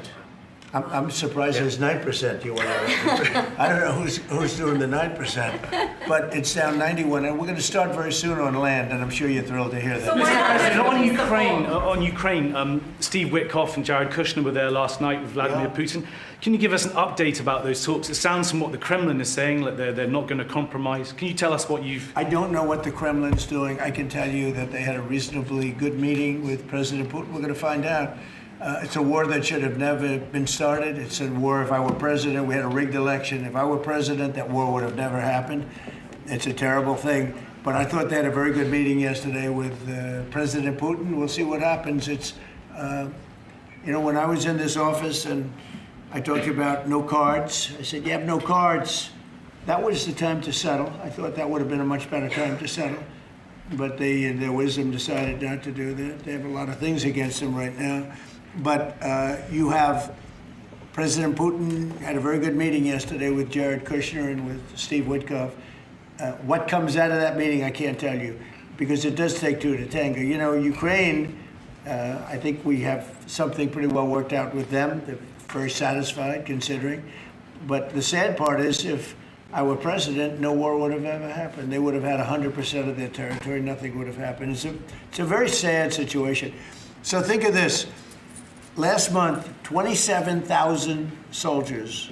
27. That's like, you take a stadium, a football stadium, not an arena, and you cut it in half. 27,000 people died, young, mostly young soldiers, died last month, in 1 month. And that's the only reason I'm involved. You know, we're not spending any money in the war. We're selling to NATO. We're not being ripped off like we were under Biden. Biden was handing everybody everything we had, giving them all the missiles, everything they wanted, free, no charge. He had no idea what he was doing. They're paying top dollar, full price for everything. Goes to NATO, and then NATO distributes it. NATO pays us. So it's not money. We would all, I think I can speak for everyone behind here. The politicians I know and the auto manufacturers are good people. They don't want to see 27,000 people die for no reason whatsoever. And that's the only reason I'm trying to help. Yeah, please. Mr. President, switching to Venezuela for a second. Have you checked back with President Maduro? I mean, is your pressure campaign working? And do you think, how's he responding to your demand that he leave the country? It's not pressure campaign. It's much beyond that, I think. But I spoke to him briefly, just told him a couple of things. We'll see what happens with that. Venezuela sends us drugs, but Venezuela sends us people that they shouldn't be sending. They emptied their prisons into our country. They sent us killers, murderers. They sent us drug dealers at the highest level. They sent us gang members. They sent us people from their mental institutions. They emptied their mental institutions into our country. And so did other countries, because we had stupid people running this country, really stupid people. And I think probably you had some stupid ones, and you had some smart ones, but they were bad people too. Because not all of them were stupid. You can't cheat on elections like they did and be stupid, okay? Did you talk to him a second time or just that one time? What's that? To Maduro. Did you speak to him again? No, I didn't. Mr. President, if you do find... When you spoke with Mr. Witkoff and with Mr. Kushner... Last night, did they give you the sense that President Putin still wants to end the war, still wants to make peace? He would like to end the war. That was their impression. Now, whether or not, do you believe him? That was their impression. Their impression was that he would like to see the war ended. I think he'd like to get back to dealing a more normal life. I think he'd like to be trading with the United States of America, frankly, instead of, losing thousands of soldiers a week. But their impression was very strongly that he'd like to make a deal. We'll see what happens. Mr. President, if the boat strikes, if it is found that survivors were actually killed while clinging onto that boat, should Secretary Hegseth, Admiral Bradley, or others be punished? I think you're going to find that this is war, that these people were killing our people by the millions, actually, if you look over a few years. I think last year we lost close to 300,000 people were killed. That's not mentioning all the families. Have you seen what happens with the families of not only the people killed, the people that are trying to get their son or their daughter off of this poison that they've been fed? I think you're going to find that there's a very receptive ear to doing exactly what they're doing, taking out those boats. And very soon we're going to start doing it on land too, because we know every route, we know every house, we know where they manufacture this crap, we know where they put it all together. And I think you're going to see it very soon on land also. Yeah, please. So to be clear, you support the decision to kill survivors after the initial No, I strike? support the decision to knock out the boats. And whoever's piloting those boats, most of them are gone. But whoever are piloting those boats, they're guilty of trying to kill people in our country. Yeah, please. The House Judiciary Committee has subpoenaed Jack Smith to ask about his investigation of you. I wondered, for a deposition, I wondered if you'd prefer to see that as a hearing so that the American public can see the questions and the responses more easily. I'd rather see it probably at a hearing. Look, Jack Smith is a thug. He's a failed prosecutor. He's a bad man. He's an evil man. He hurt a lot of people. Forget about me. I do this stuff, but I got indicted many times by that they were dismissed. He's a bad guy. He's a sick man. There's something wrong with him, actually. I think Jack Smith is a sick man. There's something really wrong with him. I'd rather see him testify publicly because there's no way he can answer the questions. But Biden knew this was going along. Kamala knew it was going along. And there's a lot of things happening right now that they don't like. One of the things is the auto pen. Everything he signed, almost, with the exception of the pardon of his wonderful son, Hunter, just about everything he signed was not signed by him. He had no knowledge of it. He didn't know what it was. People sitting around the beautiful Resolute desk knew exactly what it was. And those people are guilty, in my opinion, of a major crime. Everything that was signed by that auto pen, the man operating the auto pen, and I'm sure there are more than one because I think some of the people can operate it themselves. Some of the high-level people operated themselves. They would just go in and sign his name with an auto pen onto very important documents, not only pardons, but policy, maybe CAFE standards, okay, as an example. Who signed CAFE? If you ask Biden, what's a CAFE standard, he would have absolutely no idea. He'd say, where is the CAFE located? The guy didn't know anything. Look, that just shows you what a rigged election can be, but you understand what I'm saying. Thank you. You've had conversations with Jensen. Right, so. Smart man. In your conversations with him, have you kind of given a sense of where you are with export controls and the types of chips that the VA can give to China? Sure, he knows very well. He's done an amazing job. NVIDIA, very good. Yeah. Mr. President, when do you expect for phase 2 of the Gaza peace plan to be implemented? And Well, it's going along well. They had a problem today, I understand, with a bomb that went off and hurt some people pretty badly, probably killed some people. They're telling me it just happened. But it's going on very. We have peace in the Middle East. People don't realize it. We have tremendous support. 59 countries. There's tremendous support. But phase 2 is moving along. Yeah, it's going to happen pretty soon. Mr. President, did you speak with House Republican leadership about your decision to pardon Congressman Henry Cuellar? And are you concerned that you made a vulnerable Democrat perhaps less vulnerable with that decision? It didn't matter. He's a respected person. He was treated very badly because he said that people should not be allowed to pour into our country. And he was right. He didn't like open borders. He was on the border. You know, he represents a very respected man.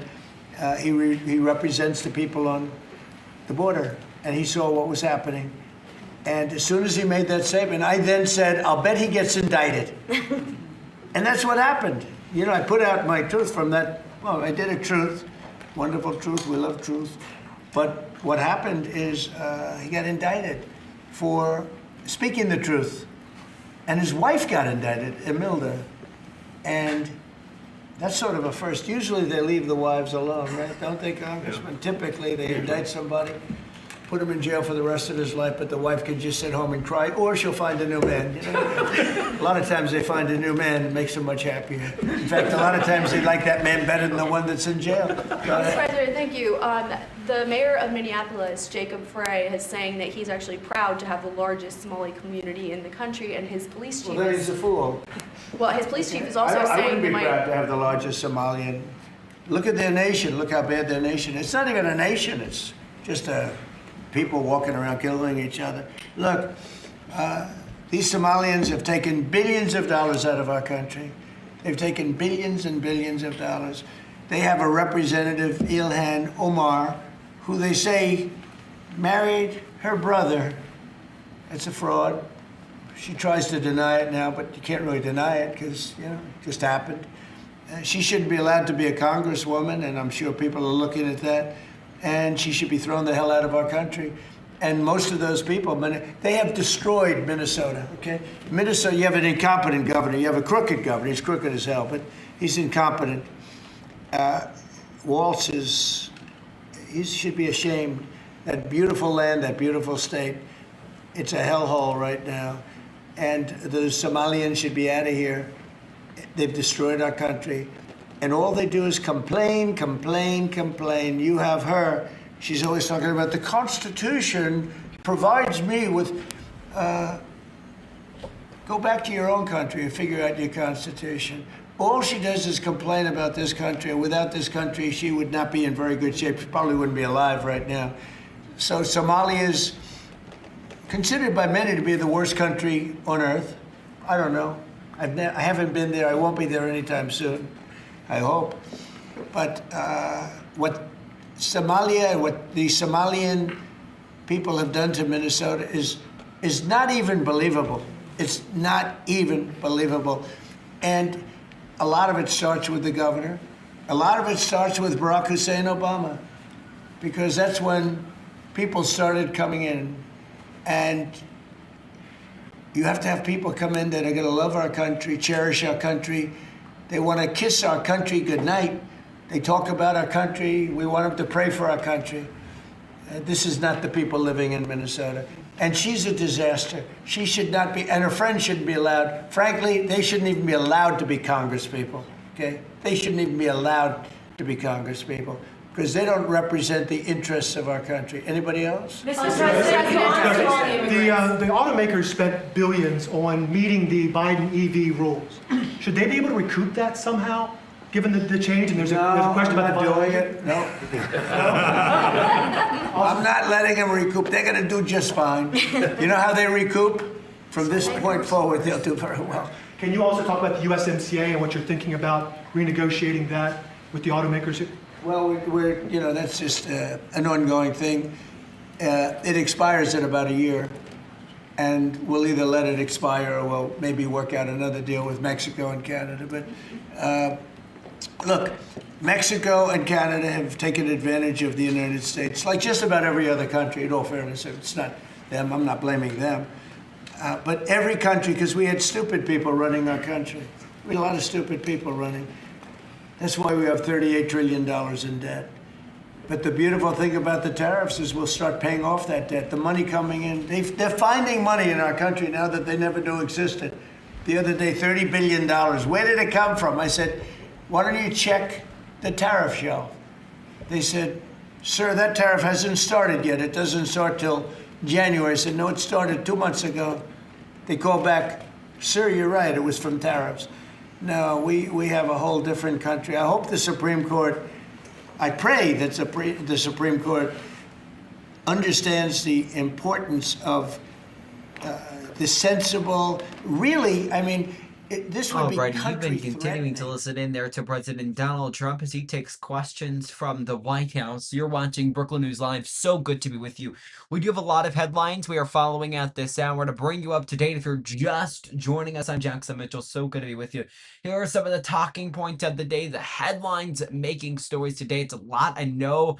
It's kind of hard to see there, but we'll break down some of it, starting with what's going on over at the White House, what Trump was just addressing. We'll take you there right now, making this auto industry announcement, what we know about it. He announced a reset of the corporate average fuel economy, which, if you were listening, he referred to as CAFE.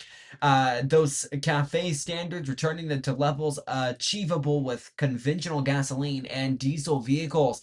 This action aims to save Americans' families $109 billion. This is kind of a summary of what the White House posted, so it appears to be a little biased. Not exactly what what I'm saying here is, I'm not trying to sound biased here, but again, just again, some of what the White House is saying here. Again, aims to save American families $109 billion over the next 5 years by preventing the Biden administration's costly and unlawful EV mandates. I'll note again, this is not my writing, rather directly from the White House. Trump appears to be wrapping up those question events. Maybe he just said thank you. It looks like the press is now getting kicked out of the room. We could have listened in for the last little bit, but we didn't. It's okay. The reset also aligns with legal restrictions set by Congress, and ensures automakers are not held to infeasible standards. The big picture here, what this all means: changing some of the standards set with the corporate average fuel economy, or CAFE. What the White House says is achievable with conventional gasoline and diesel vehicles, attempting to save American families some money here, what the White House is doing there. Another big story in a classified hearing, Jack Smith, uh, give me a moment here. I believe Jack Smith, the one who carried out the prosecutor who worked for the government, who carried out the case against Trump on his actions on January 6th, that ultimately didn't really go anywhere, and then Jack Smith ended up leaving the Justice Department after he won presidency. In a classified hearing in the House Judiciary Committee, he will testify tomorrow. He's been summoned for a deposition. We'll be seeing where that goes. Also, the admiral who advised the second boat strike in Venezuelan overseas, that second boat strike that has caused a lot of drama. We talked about it in a segment a few moments ago, is to testify in the Senate. That's also going to be a classified hearing. And Republican Matt Van Epps has won the 7th House district. Let's take a look here. We have those results in. There you go. They're on your screen. He is the projected winner here. 99% of the votes in. There's only estimated number remaining, about 2,100. That's simply just not enough to give the Democrat candidate enough here to win. This was an election described to be winnable by Democrats. It's a Republican stronghold, but Democrats, the Afton Bean here, the Democratic candidate, campaigning on affordability. Polling suggested she was just within the margin of error, below Matt Van Epps in more recently in an Emerson College poll. I can't remember, but to this day, now we're seeing Matt Van Epps, a Republican candidate in this race, expected to win, and it looks like will win at this point in time, because the estimated remaining amount of votes is simply just not enough to get Bean up to above 54% now, really. Jonesboro Parks Director is on leave following an investigation. Quite starking information here. We have that video, a picture of the Parks Director there on your screen. He's on leave after FBI investigation was announced against him. Jonesboro Mayor Harold Copenhaver say they are cooperating, and he was put on leave immediately following all of that. So we're going to keep our eyes again on all of those headlines on your screen. There is so much more that we are following. We do want to take you right now, though, to an event happening in Minneapolis. You heard there, Trump again attacking Somali immigrants, saying they do not belong to be in the U.S. It is affecting in Minneapolis, according to the people there. They have been speaking out against this. We listened in to a press conference earlier. They have a large Somalian immigrant uh, presence there. That's what I was looking for. So let's listen in here for just a moment. This is an event, a briefing going on held by the a state senator there. Let's listen in.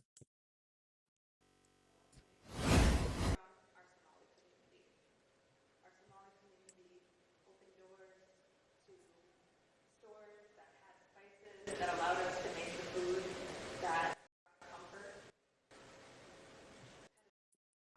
where we could practice our faith in community with all of our neighbors, and then also grow our culture and share our culture here in the state of Minnesota. And today, continues to share all they have to give with descendants of German ancestry, Norwegian ancestry, French Canadian ancestry, you name it. And that's what's truly Minnesotan. That's what Minneapolis truly is about, is this wonderful, amazing exchange of cultures and customs that I say makes our city the envy of all cities in the state of Minnesota. The fact that we have cultural corridors, events, markets, all of this to give, that creates a very, very vibrant and unique mosaic in our state. And I stand before you today as our Somali, Latino, immigrant neighbors have been in the last few days, few months, stopped, harassed, kidnapped with no due process, have had strange men with masks on their face enter their buildings without permission, wait outside of their schools, all in a way to break apart our communities and otherize us and take away the vibrancy that makes Minnesota and Minneapolis so strong and so unique, and also creates the economic engine of the state. I want to say, this is a moment for us all to use our voice. Okay, I understand it's a little bit hard to hear here. I'm gonna see if I can work with it, possibly get another feed that we have available to us. Stand by with me. I'm sorry about it being so hard to hear. I'll see if I can get something else pulled up for you guys.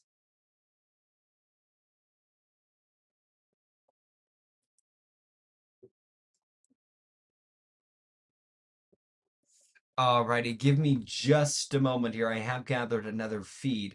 I apologize about that. I understand at points sometimes we have a little technical difficulties that we have to work out with things like that. But again, that event you were just taking a look at there, we were working on getting a little lower third fixed up for you. But the Minnesota State Senator holding a community briefing on Trump's comments about this. Let's see if this has a better feed here. Let's listen back in. The language that they speak and the color of their skin. They are racial profiling. In the city of Minneapolis, we have a great resource, the Office of Immigrant Rights and Refugee Affairs. I encourage you to connect with them to know all of your rights and then also seek different resources, whether it's legal resources, other community networks. We have been working diligently to build that up as the city of Minneapolis. In Minneapolis, I want to remind everyone, we do have a separation ordinance in place that requires that no city employee, especially our police department, fire department, does not do the work of ICE and does not do immigration enforcement. And we are currently in the process to strengthen this to ensure that none of our city resources are used for the purposes of immigration enforcement, that our employees have ongoing training so they are aware that we are not going to be doing the work of ICE, and that there is strong reporting measures in place to understand if there are requests from the federal government or if actions do take place. The last thing that I will say is, I'm not afraid, and I don't think you should be afraid either, because that's the purpose here. To create political theater, to strike fear in our communities, to divide us, to put us in different silos.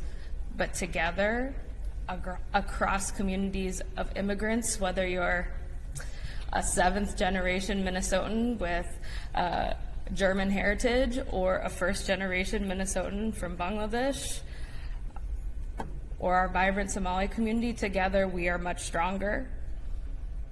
And they can try to tear apart our families, they can try to break our communities, but they're not breaking our spirit. They are trying to bury us, but they're forgetting that we are seeds, and we will continue to move forward. Next up, I will welcome Representative Aisha Gomez. Thank you. My name is Aisha Gomez. I serve as the state representative for District 62A, which is South Minneapolis. So, you know, I represent, and Representative Mahmoud and Senator Fateh represent a part of town that is being targeted by Trump's fascist troops. You know, what we see is aggressive and divisive tactics being used on our streets. And so what's happening right now is that, you know, our neighbors from the Somali community are being scapegoated. And this is something that happens throughout history, and that unfortunately, you know, we've seen repeatedly in our country. It's a distraction tactic. It's designed to elicit fear and to sow division. And Southside's not standing for it. Not in our community, not on our streets, not in our city, not in our state. And so you heard a couple speakers talk about how important it is to know your rights in these moments. And it's important regardless of your immigration status to know your rights in these moments. Senator Mohammed talked about contacting Republican leadership today. Well, I'm old enough to remember when Republicans said that they cared about the Constitution. And so whether they have conveniently forgotten about that in this moment or not, that document still exists. And that document guarantees rights to people in this country, regardless of their immigration status. Because what's true is that if one person in our society doesn't have a civil right, it's not a civil right. If one person in our society is denied the right to due process, none of us have the right guaranteed under our Constitution to answer our accusers in a court of law. And so we have rights in our homes. We have rights as we walk down the streets. The first thing is that you don't have to answer your door to these people. You don't have to open your door. Your home is your home. Nobody can enter your home without a signed judicial warrant. You should know that ICE agents will lie to you. They will show up and they will try to gain entry to your home through deception, and they're allowed to do that. You do not have to answer anyone's questions. You do not have to submit to questioning without an attorney present. If you are detained by federal agents, say nothing, sign nothing, request an attorney. If you're in public, ask if you're free to leave. If they say yes, then leave.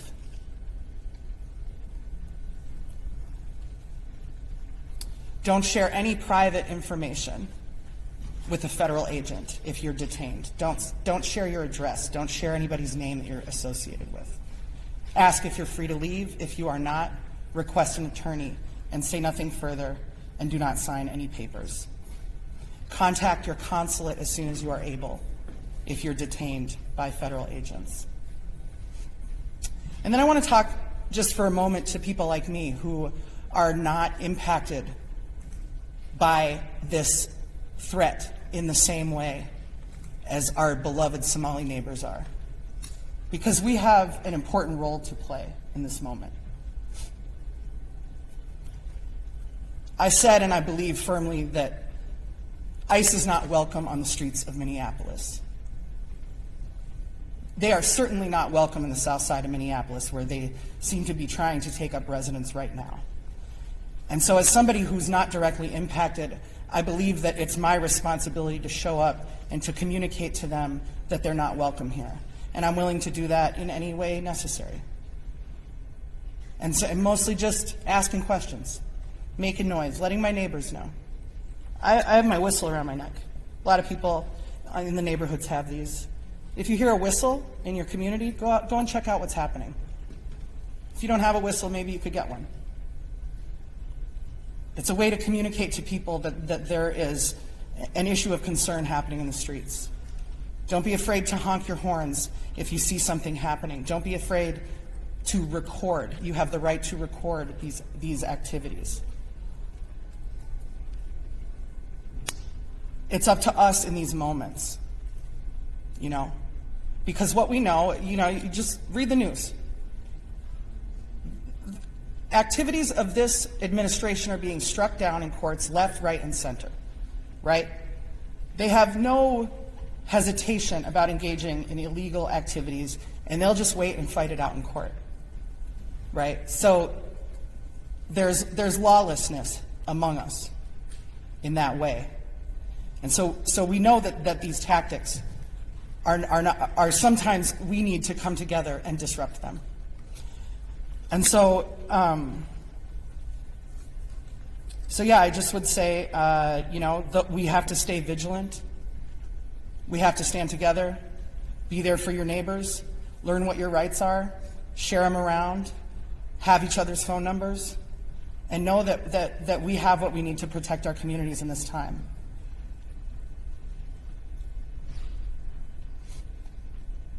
And that history judges people about how they Alrighty, show you up. have been listening in there to State Representative in Minnesota, Aisha, who represents District 32A, as they continue to speak on the impact that Trump's comments on Somali immigrants are having on their citizens.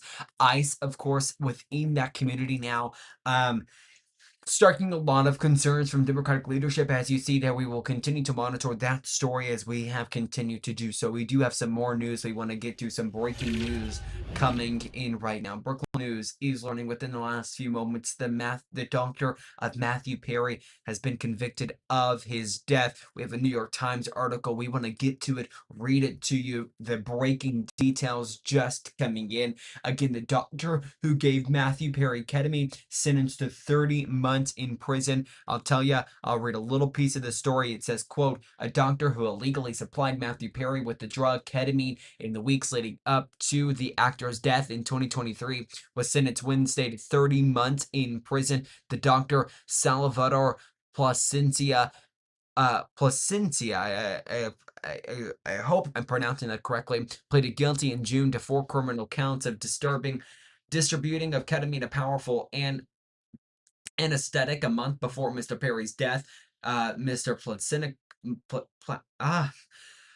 Placencia texted another doctor about how much to charge Mr. Perry for ketamine, about according to court papers, writing, quote, I wonder how much this moron will pay, and, quote, let's find out. Mr. Perry, who played Chandler Bing on Friends and had long struggled with addiction, became increasingly reliant on ketamine in the weeks before he was found unresponsive in his hot tub. The Los Angeles County Medical Examiner's Office said his death was caused by the, quote, acute effects of ketamine. We'll continue to monitor that. Again, it does also go on to note that the suspect here convicted of his death, 30 months in prison, was an urgent care clinic operator in Calabasas, California, is the first person to be sentenced in connection with Mr. Perry's death.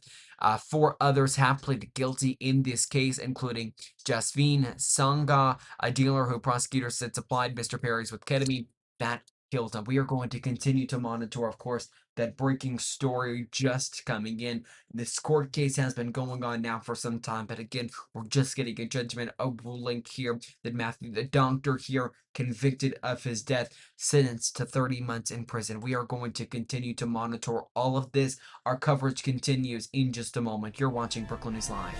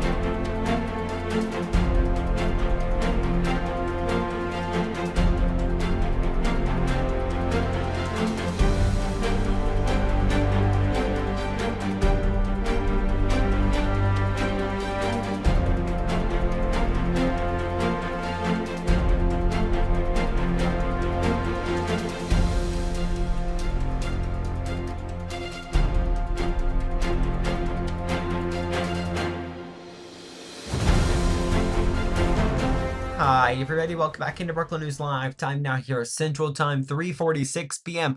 A number of stories we are monitoring. We are waiting. We are monitoring again this story that we just brought you in Minneapolis, where city officials, state representatives, and senators speaking out on Trump's recent comments about Somali immigrants. That is in Minneapolis. I want to take you something that's a little less political, though. This is in Washington, D.C., but has almost nothing to do with politics. This is at the Kennedy Center there, where they are, excuse me, a FIFA Legends panel is being held before the World Cup final draw here. Let's listen in here for just a little bit. The other side second, and then we'll see if we have time for a third. Appreciate everyone being here for the panel. Ben Jacobs from Jules Sport. My question is to Duna. There's a lot of fantastic central defensive midfielders that are going to be at this World Cup. Rodri, Moises Caicedo, Bruno Guimaraes, Declan Rice. So my question is, who is the best defensive midfielder at the moment in the world, and how has the position evolved since you were playing? Sobre la importancia del mediocampista defensivo, cómo ha evolucionado esa posición desde que vos jugabas, y que hoy por hoy, ¿quién crees que es el mejor medio defensivo del mundo? Porque hay muchos que van a viajar para este campeonato participando.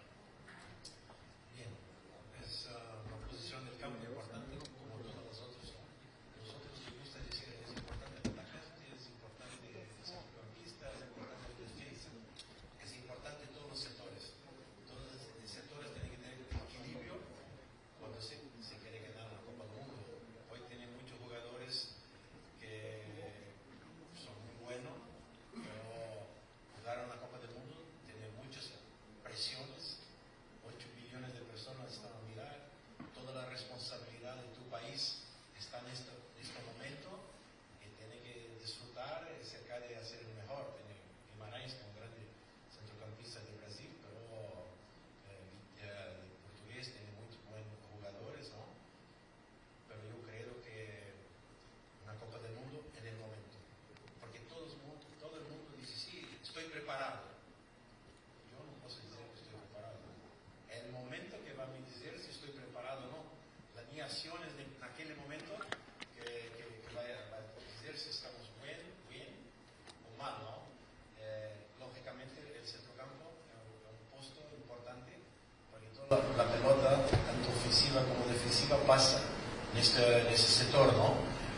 Pero para un equipo ser campeón del mundo tiene que todos los sectores funcionar. No depende solamente de un sector. Todos tienen que estar muy lícitos y con mentalidad.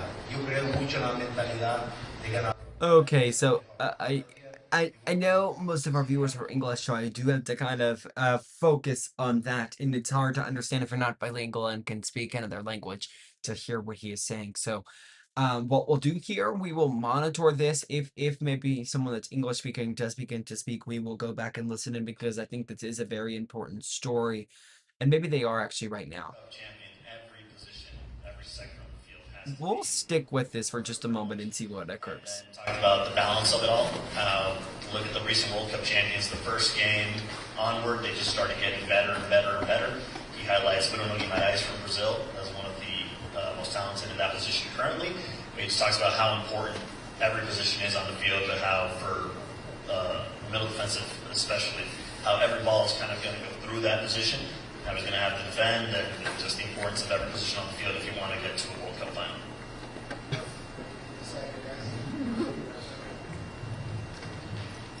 Hola, soy Andrés Episeche del diario La Nación de Argentina. La pregunta también es para Dunga.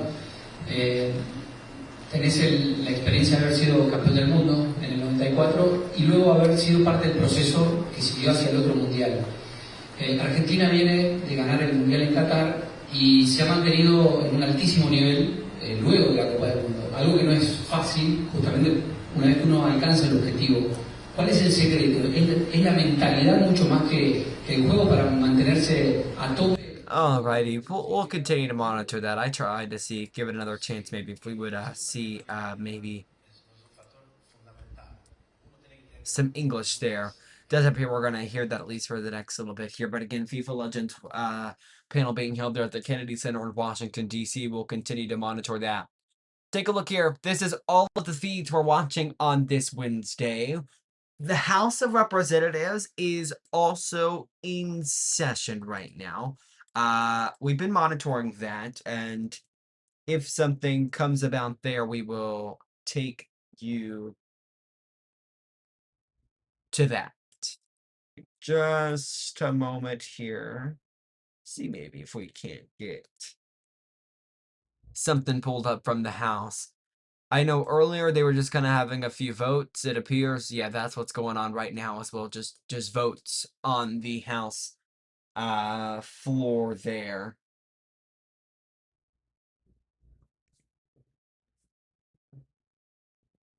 If they do begin to speak, or we see some people begin to speak, we'll listen in there and see what kind of occurs.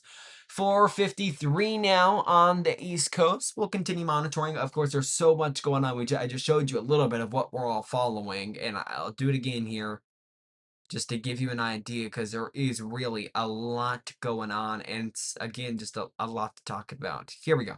There's everything going on that we are following right now across the world, really. Big stories in Washington, of course. Politics, always a big story. I think will forever be a big story. So we're going to continue monitoring that. What we'll do here, we're going to sneak in a quick break. When we come back, if they're still talking at this camera here in Minneapolis, we'll listen in for a little bit here. I know that we fixed those audio issues, so we should be able to. We'll listen in back for a little bit here. But again, you're watching Brooklyn News Live. Our coverage returns here in just a moment.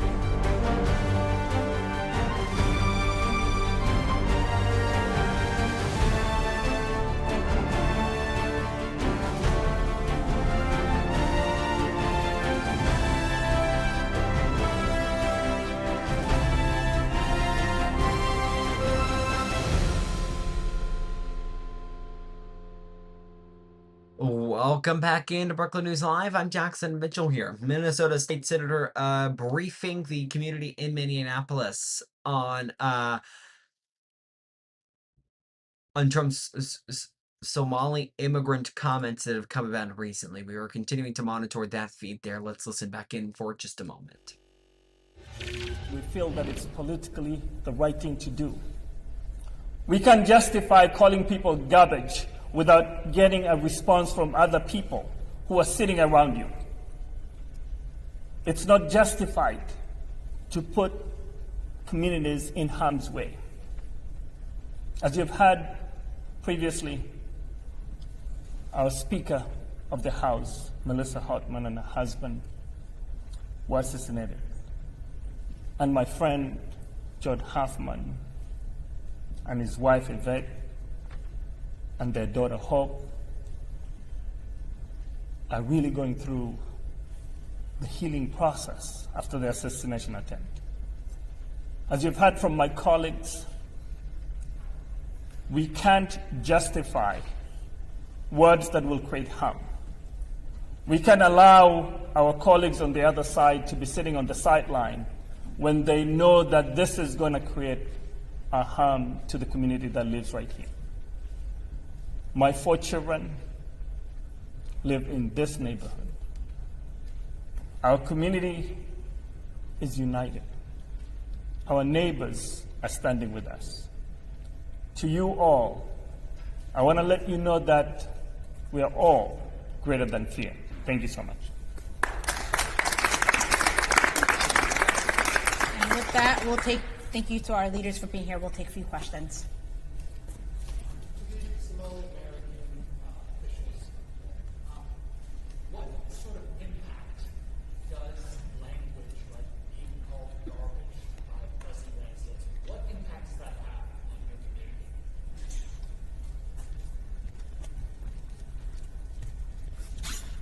Thank you so much. First, my name is Omar Fateh. I'm the state senator representing Southside Minneapolis District 62. It's OMAR, FATEH. The term garbage is not only hurtful and shameful, but we know that, as our other colleagues mentioned, that language matters, and language leads to action. And that type of othering, that type of attack, leads to political violence. We've seen our colleagues get attacked and murdered. And I appreciate what our allies and our elected officials, Jailani Hussein and Senator Champion, mentioned about the power and organizing around the Somali community. And this is happening because the Somali community has gained power. We are Uber drivers, we're bus drivers, doctors, lawyers, elected officials, and having community members stand up with us, especially those from the Black community that paved the way from us, is their sacrificing their lives back in the 60s and through the civil rights movement that allowed us to be where we're at today. You know, my father came here as an immigrant in 1963. I'm the son of immigrants from Somalia. And the year he came to America was the same year of that famous speech from George Wallace saying, segregation now, segregation forever. And what we're seeing right now is a repeat of that history coming back full circle. And as elected officials, as allies, as community members, as human beings, we're standing up against that. Okay, a quick listen there at Minnesota State Senator holding an event there in Minneapolis, briefing the citizens there in the community on Trump's Somali immigrant comment. A new hour of Brooklyn News Live is about to begin. On the other side, we will continue listening into this. We just have to run our quick intro here. A new hour of Brooklyn News Live starts right now. Brooklyn News Live begins right now. Here's Mitchell.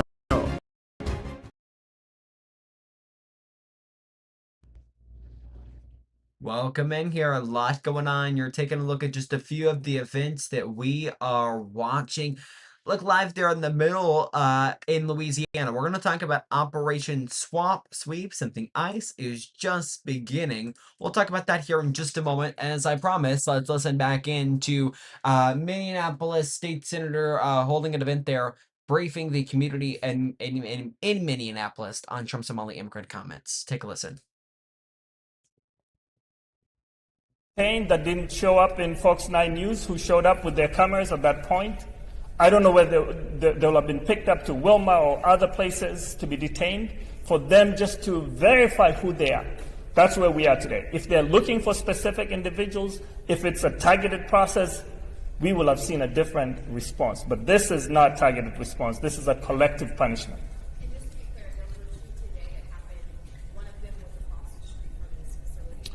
I cannot speak of what has happened today, but that is what happened yesterday. But there's also a lot of folks who have seen them, followed them, to make sure that they're giving individuals their rights, to make sure that they're protected. There are folks who have stood up to make sure that telling people you don't have to answer any questions and helping them understand the impact of the raid that is happening throughout this week.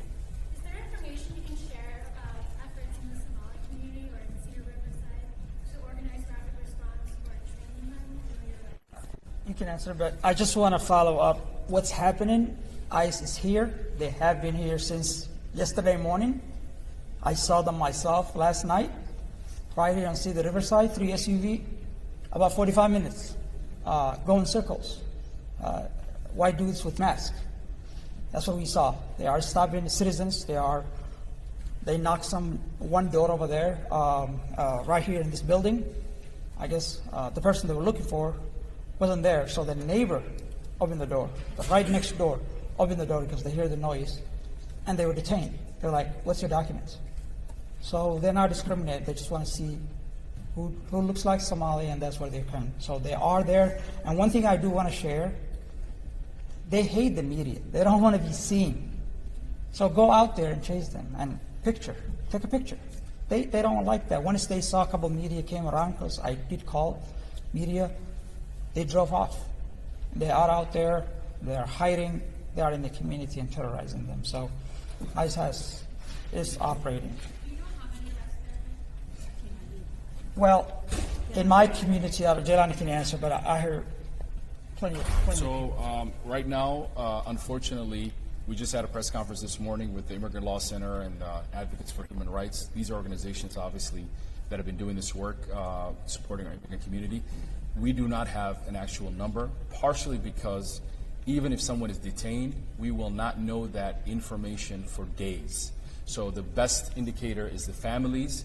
We did have some individuals reach out to us yesterday. There are still reports of people being detained and then being released, but that actual number is hard to tell at this moment. We are definitely know that as they are targeting the Somali American community, as others have said also, we are deeply concerned about the undocumented community, because our communities are intersected and living together in a lot of times and working together. So we're deeply concerned about that at this moment. There was a question about organizing. Yeah, we already had existing infrastructure for rapid response. I think we are at a moment now where we did not expect this escalation this fast. So we are working. We just had a meeting last night. We're working with other organizations. We need to ramp up and provide a greater support.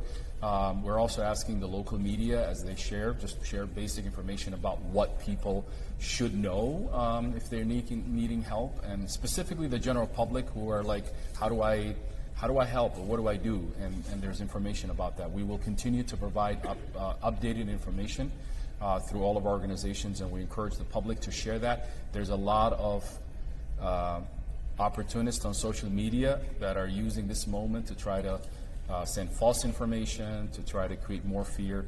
We're encouraging the public to get as much information from credible sources and not to rely on bloggers, influencers, whether they're here or abroad, because there's a lot of people also pulling old videos of some things that have happened and trying to reignite that as something that is currently happening.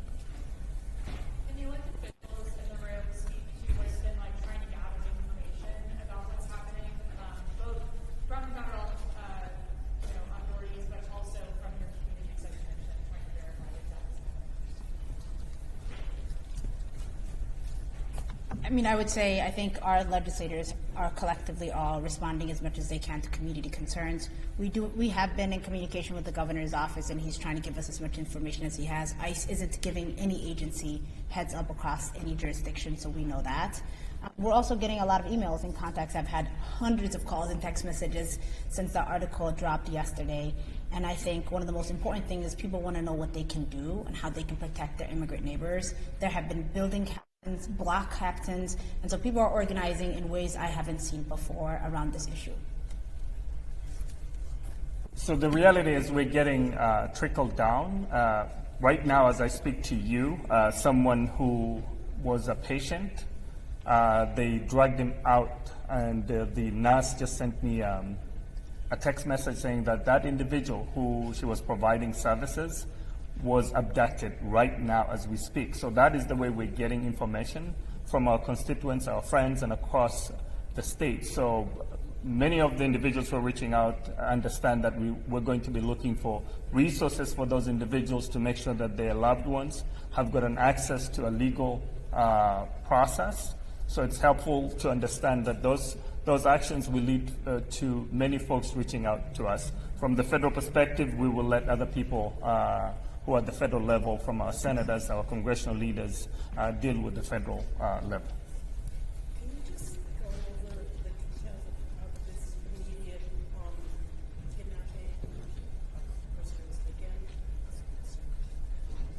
So we're getting messages as things are happening on the ground. And so the first rapid response, when people know that we are the elected officials, they'll be reaching to us to make sure that we can provide them with the immediate resources for families to track those individuals. One of the individuals who was abducted is now in Wilma. They were picked up from Minneapolis right here, and making sure that folks can follow them. They will not have discovered if they didn't know how to follow that through process. So we want to make sure that there's a way for their loved ones to know what is going to happen next. It was in a medical setting that they were getting service and they were abducted right now. And I just want to touch on one thing also, that as elected officials, we're not just representing our communities. We are rooted in community. Folks are very well connected to community members. And so a lot of times we get information directly from people that are impacted. They have our cell phones, they have our emails, they know our family members. We're all connected to each other. And what we've heard and what we've seen is that not only have our immigrant communities been targeted, but a lot of the folks that have been detained and captured are folks that are U.S. citizens, people that are not only U.S. citizens but born here, raised here. I've spoken to a lot of young folks that have said that they have to walk around now with their passports, even though they were born in America. They've never been to Somalia. Some of them, their parents were born here in America. And so I think that's a shame and that's unfortunate. But we've seen folks rally the troops, neighborhoods, organizing block by block. We've seen entire apartment buildings organized, forming WhatsApp group chats. And so what Representative Gomez said earlier today was exactly right, that we must stay united. We got to organize together. We got to get involved, join these group chats, these neighborhood group chats, whether it's text messages or WhatsApp. Are you going to get some of these annoying auntie forwarded chats, messages that are like chain messages? Probably, yeah, right? But at the same time, this is the best way in which we can combat this hate and combat this fear. There has been some false alarms because the level of anxiety is so high, and we're trying our best to not only disseminate information, but fact find and find out what's real, what's happening, what's not happening. But we're getting that information directly from community. All right.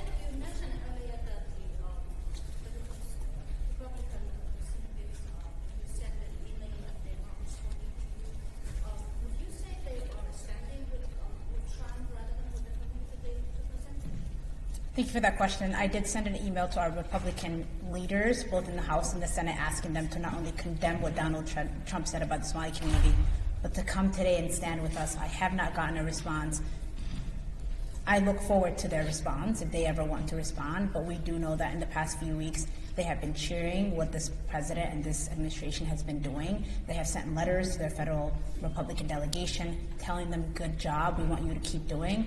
And so I want an answer for their Somali constituents who are U.S. citizens, and whether they think that they are also garbage and they agree with Donald Trump or not. This is for like one of the Somali community members. Allegations of the over $1 billion in fraud and a lot of that money being sent over to Somalia to terrorist organizations, and it's all rooting right here in Minneapolis. What's your response on that? Well, first of all, most of these fraud is wrong, period. Anyone who commits crime against our community should be held accountable, period. It's been over 2 years. These cases have been handled by the FBI. The FBI has not made any allegations that any of these individuals send money abroad to a terrorist organization. We know that this alleged was used before as an effort to create this fear. But any crime that is committed by individuals should not be put on the entire community, and that is false and should not happen. And unfortunately, this is not new. We know that minority communities and communities of color are oftentimes criminalized through the actions of individuals, and this is unfair to our community, and unfortunately, none of those things have been substantiated at all. But crime like fraud is definitely something that impacts all of us, and we're going to do everything possible to ensure that our community responds to that. So with that said, our phones are blowing up. We are literally trying to figure out how to support our community in the best moment. So I really appreciate your time today and for covering this. Thank you.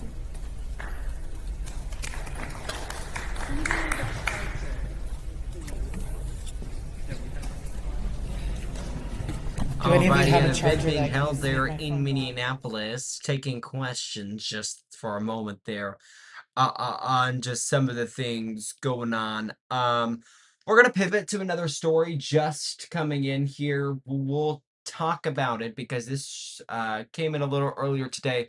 New photos have been released of Jeffrey Epstein's island following, this is by House Oversight Committee Democrats.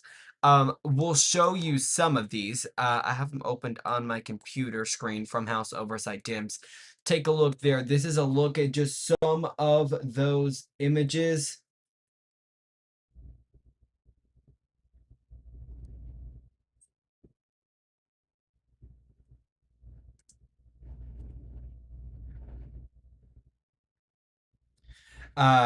Wait 1 second.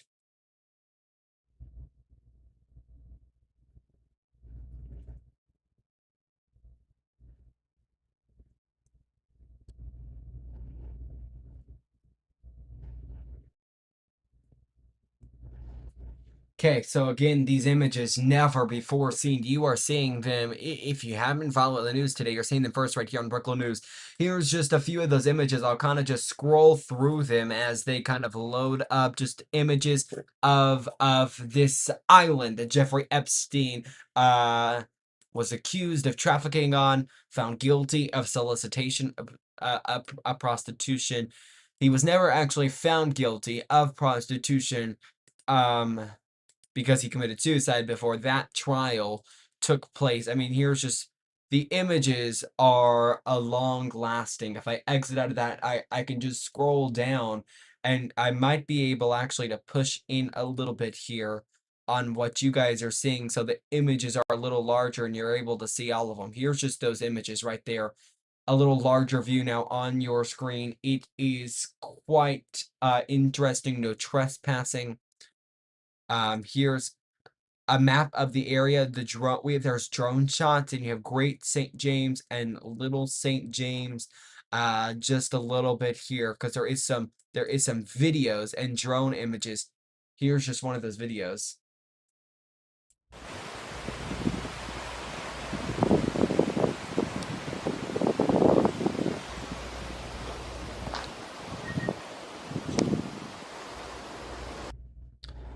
Again, they are never before seen videos, images released by House Oversight Democrats. I'll just look at just a few of these just to get an idea. I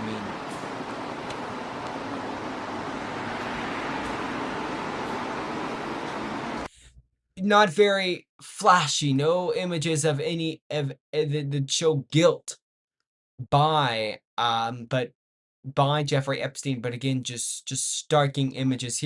There is some drone image. Sorry if there is these images here. We also have. I'll show you some of these here, full screen now. I'll take out the graphic here on the bottom of your screen. There was a second head there on the wall. Going a little bit over, you have a bed of some sort and some tools beside that. There's a look there at just some of the things. I mean, just so starking to see all of this. Here's another one of those images. It shows you can even see the heads on the wall if it'll load for us. I mean, just creepy. That's my take. Just this is image just right here. It's just creepy. So those again the images never before seen released by House Oversight Dems. Starking, interesting, a little creepy, to say the least. So we're gonna keep monitoring that story. The future of AI. It's a story that has been talked about so much. The founder of NVIDIA is right now. Give me 1 second.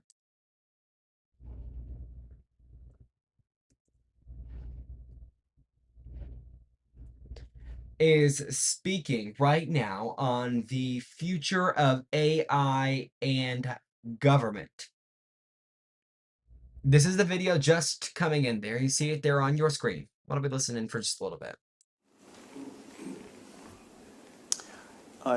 First of all, America's technology industry, just as our financial services industry, our military, our technology industry, we can all agree, are the mightiest in the world.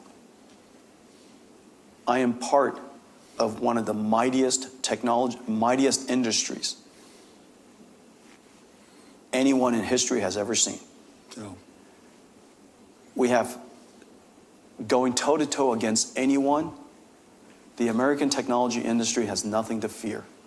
We are mighty, we're fast, we're inventive, we'll take anybody on. However, we can't concede the market to them. As you know, at the moment, NVIDIA has been banned from going to China.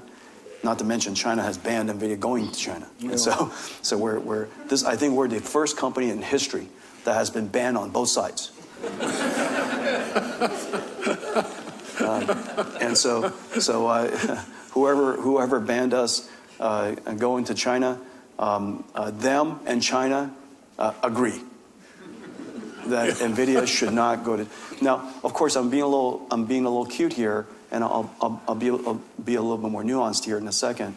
But at the moment, we're simply not competing in China. Now, what's going on? We have conceded essentially the second largest AI market, the second largest technology market in the world. I know. China will. It's not. Somebody has said to me, "Well, yeah, okay. Well, we're not in China, but we're going to grow somewhere else. You're not going to replace China." It's just as the world wanting to sell to America and they want to export to America. If they don't export to America, you're not going to replace the United States. We are singular in the world. We are absolutely singular. And so in the case of China, we shouldn't concede the entire market to them. They're formidable, but conceding that entire market, we ought to go compete for it. Having said that, we should also acknowledge that Huawei is one of the most formidable technology companies the world has ever seen. They deserve, although they have a lot of support, whatever support they have, they deserve all of the respect that everybody ought to give them. We compete with this company. They're formidable. They're agile. They move incredibly fast. We said if the United States was not in China, China's AI industry would be set back. Yeah. Absolutely has not happened. As a result, their semiconductor industry has double.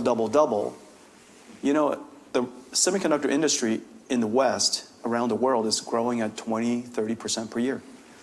Growing 20-30% per year compounded versus doubling every year compounded doesn't take long to catch up.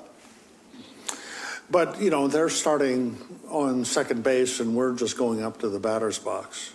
You know, they've got a real advantage. And that means we need to think about this. Can I ask you, we, at the G20 summit, Li Keqiang, you know, the premier was there, and he was offering opportunities for countries to be participants with China on AI. And we didn't even send a delegation. It doesn't feel like we're in the game. They're smart about technology proliferation. Yeah. If we use 5G as an example, they realize 5G is technology that's also a platform, because on top of 5G, you build all kinds of services on top of it. Well, if you get there first, wherever you get first, if you get there first, just as NVIDIA, I was there 25 years first. And so I had, you know, for a long time, nobody paid me any never mind. So I had lots and lots of time to build up all these ecosystems and applications and relationships and ecosystems. And Yeah. I connected all this stuff together in all these different fields of industry. I had 25 years to do it. In the case of Huawei with 5G, they were completely, through policy, completely isolated, people thought, in China. So they had 1 billion phone users all but to themselves. It gave them the opportunity to grow scale. They exported the technology to all of the countries of Belt and Road, and now there's AI Belt and Road. And so they'll definitely diffuse the Chinese technology as quickly as possible because they understand that the sooner you get there, the sooner you build the ecosystem on top, the sooner you become you become essential part, a dependent part of that ecosystem. Tell me about the Chinese ecosystem they're trying to create. Obviously, it's deep and it's robust, and that it has a physical as well as a technological and economic dimension. How do you look at that? Take a step back again. Remember, I think it's like 9 out of the 10 top science and technology schools in the world are now in China. They lead in science and technology in many different fields. This has completely flipped in the last half to a decade. We used to lead most of them. Now they lead most of them. They have a large population of highly qualified students. Absolutely. Number one. Number two, 50% of the world's AI researchers are Chinese. Third, 70% of last year's AI patents are published by China. The ecosystem of AI in China is vibrant, rich, incredibly innovative. They work incredibly hard. This is a country with an enormous might. So that is the ecosystem of software developers. Now, that layer, as I just mentioned, the model and the application layer. All of these scientists, they're sitting at the model and the application layer. And now they're going to take that capability because the United States is no longer participating in China. We've left China. We're evacuated that market. We've conceded that market. And so now they've got to go build their own. So using these AI researchers, all of this incredible computer scientists that they have, their richness of software capability, and they're going to go build their own complete stack. Once they build that entire complete stack, they'll export it as quickly as you could imagine. And this is the world of what we will find someday if we don't activate. We'll be buyers, not sellers. That's right. Let me ask you now, you're in Washington, D.C. I know you don't look forward to those opportunities, but it's my only opportunity to wear a suit. And a tie. But let me ask, because, we're involved in something I've not seen before in my 45 years here. We've delved into industrial policy. I always thought industrial policy was something that we shouldn't be doing in this country. Now, the Biden administration decided that they would define what they would allow you to sell. And they have this thing that they call diffusion that they were trying to manage. Now you get the Trump administration. They don't have that, but they want a golden share, and they want a percent of the cut, on how you're doing business. Tell me about how you look at this industrial policy that we have in Washington. I do agree that industrial policy should intervene when a dramatic action needs to be taken. I also would say that President Trump walked into a situation where dramatic actions needed to be taken. The first dramatic action that needed to be taken is to reverse the mistakes that have been made in energy growth over the course of the last decade. We have done our country a great disservice. There are no new industries you can grow without energy. Electricity. That's right. We need electricity because otherwise, sure, we could all be in the services industry, and as you know, the service industry only needs calories. But manufacturing industry needs electricity. And so we need energy, number one. Number two, we do need to, if we want to fix our social issues, domestic social issues, we have to create prosperity not just for people with PhDs and college degrees. We have to create prosperity for every segment of the economy. And so the largest segment of the economy is manufacturing, and we've offshored that for too long, for 20 years. We got to bring that back, and we have the ability to do so. And this AI industrial revolution, this flashpoint, is precisely when we should do it, because it allows us, it created a company called NVIDIA, made it possible for us to have such a large ecosystem of suppliers. We can encourage them to partner with us. We can encourage Taiwan to partner with us to help us reindustrialize the United States. And they've done so with great support. Taiwan really needs to have some acknowledgement for the incredible effort that they're putting in place to help us reindustrialize the United States. If not for the work that they're doing, the work that NVIDIA has done in Arizona wouldn't have made the progress it has. I recently gave a congratulations speech at TSMC in Arizona, and when I looked out into the audience, it was 2/3 Taiwanese and 1/3 American. Arizona is practically, well, the quality of Taiwanese food in Arizona, let me just put it out. The quality of Taiwanese food in Arizona has increased tremendously. Okay, you want to get a bowl of beef noodle soup, you're gonna do just fine. But all these young families from Taiwan came to help us stand up our factories, and so we should acknowledge that. And South Korea helping us stand up our memory manufacturing, we should acknowledge that. The companies Foxconn, Wistron, Amcor, Spill, helping us set up systems manufacturing. They came from Taiwan. Really important. And so one, if not for the fact, the second industrial policy is to reindustrialize the United States. That, I think, is a fantastic, fantastic initiative. And I'm all behind that. I was probably the first CEO to jump behind that and take advantage of NVIDIA's capabilities and this flashpoint of AI industrial revolution to help bring all of that supply chain. I committed to my customers, my partners, that we're going to build in this administration within President Trump's term, $500 billion of AI supercomputers. And so that's the second part, energy growth, reindustrializing the United States. The third part that I think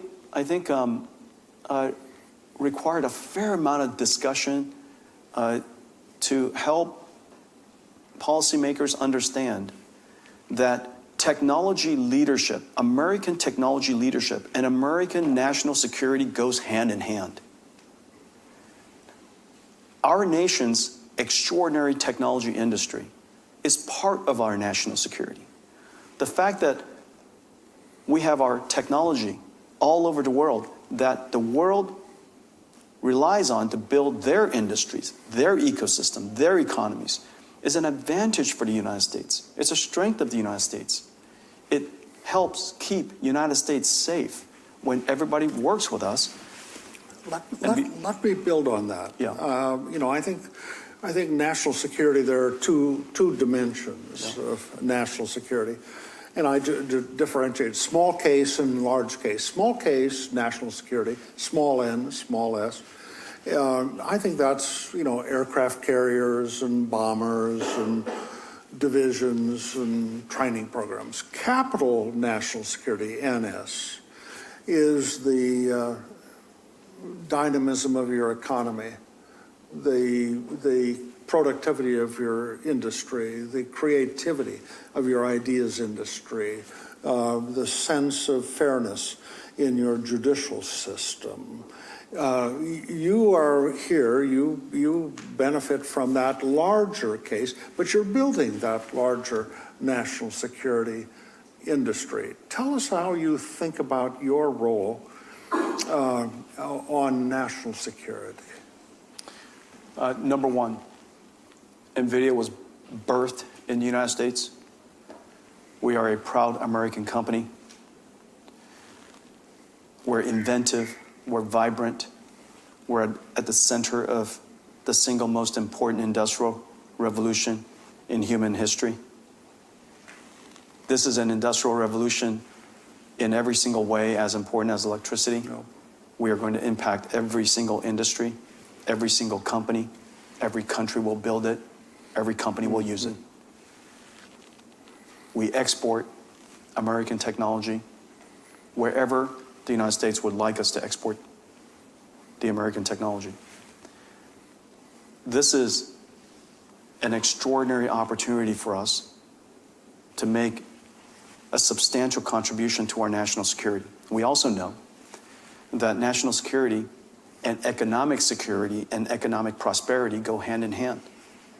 The wealthier our nation, the more we can fund the mightiest military on the planet.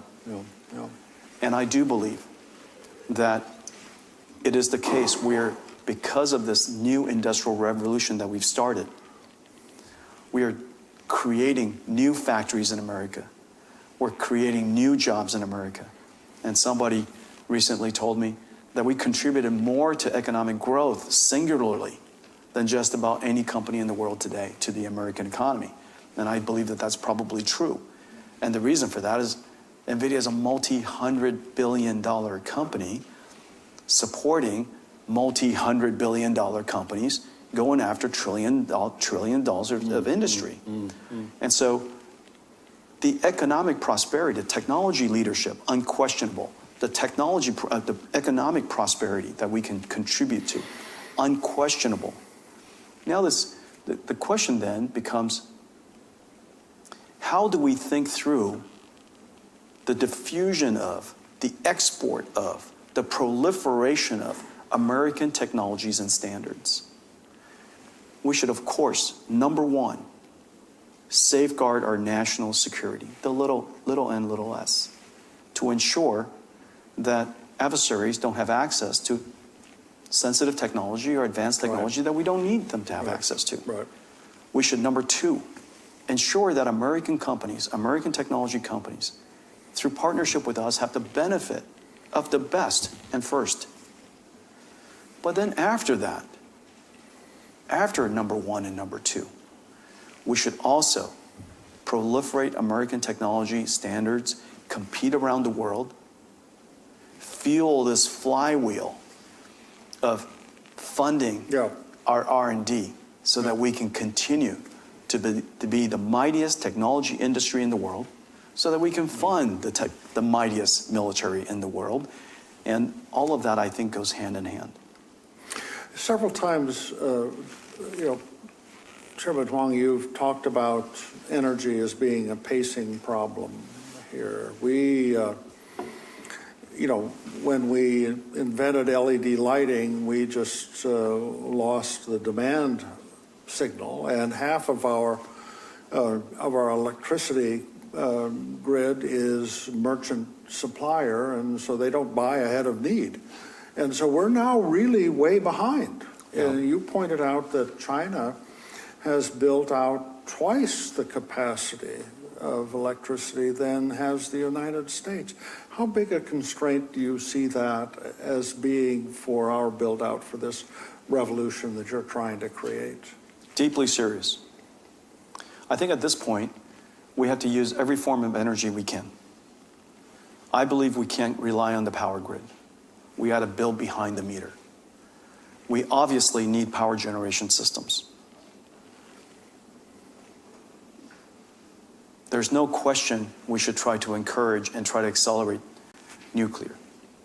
We need to have energy growth very, very shortly.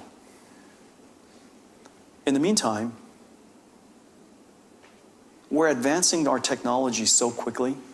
No company our scale has ever introduced new generations every year. And when I say we just ship a new chip every year, people, because there's so many gamers in the world and they've known me for so long, and when they think about what NVIDIA builds, they think it's a module that looks like a gaming graphics card, our GeForce graphics card, and they plug it into their PC. Well, a GPU for AI centers, AI data centers, that GPU weighs 2 tons. It has 1.5 million parts. It consumes 200,000 watts. It costs $3 million. Every so often somebody says, these GPUs are being smuggled. I really would love to see it. Not to mention, you have to smuggle enough of them to fill a football field full of these things so that you could run it as an AI data center. And so anyhow, the technology that we make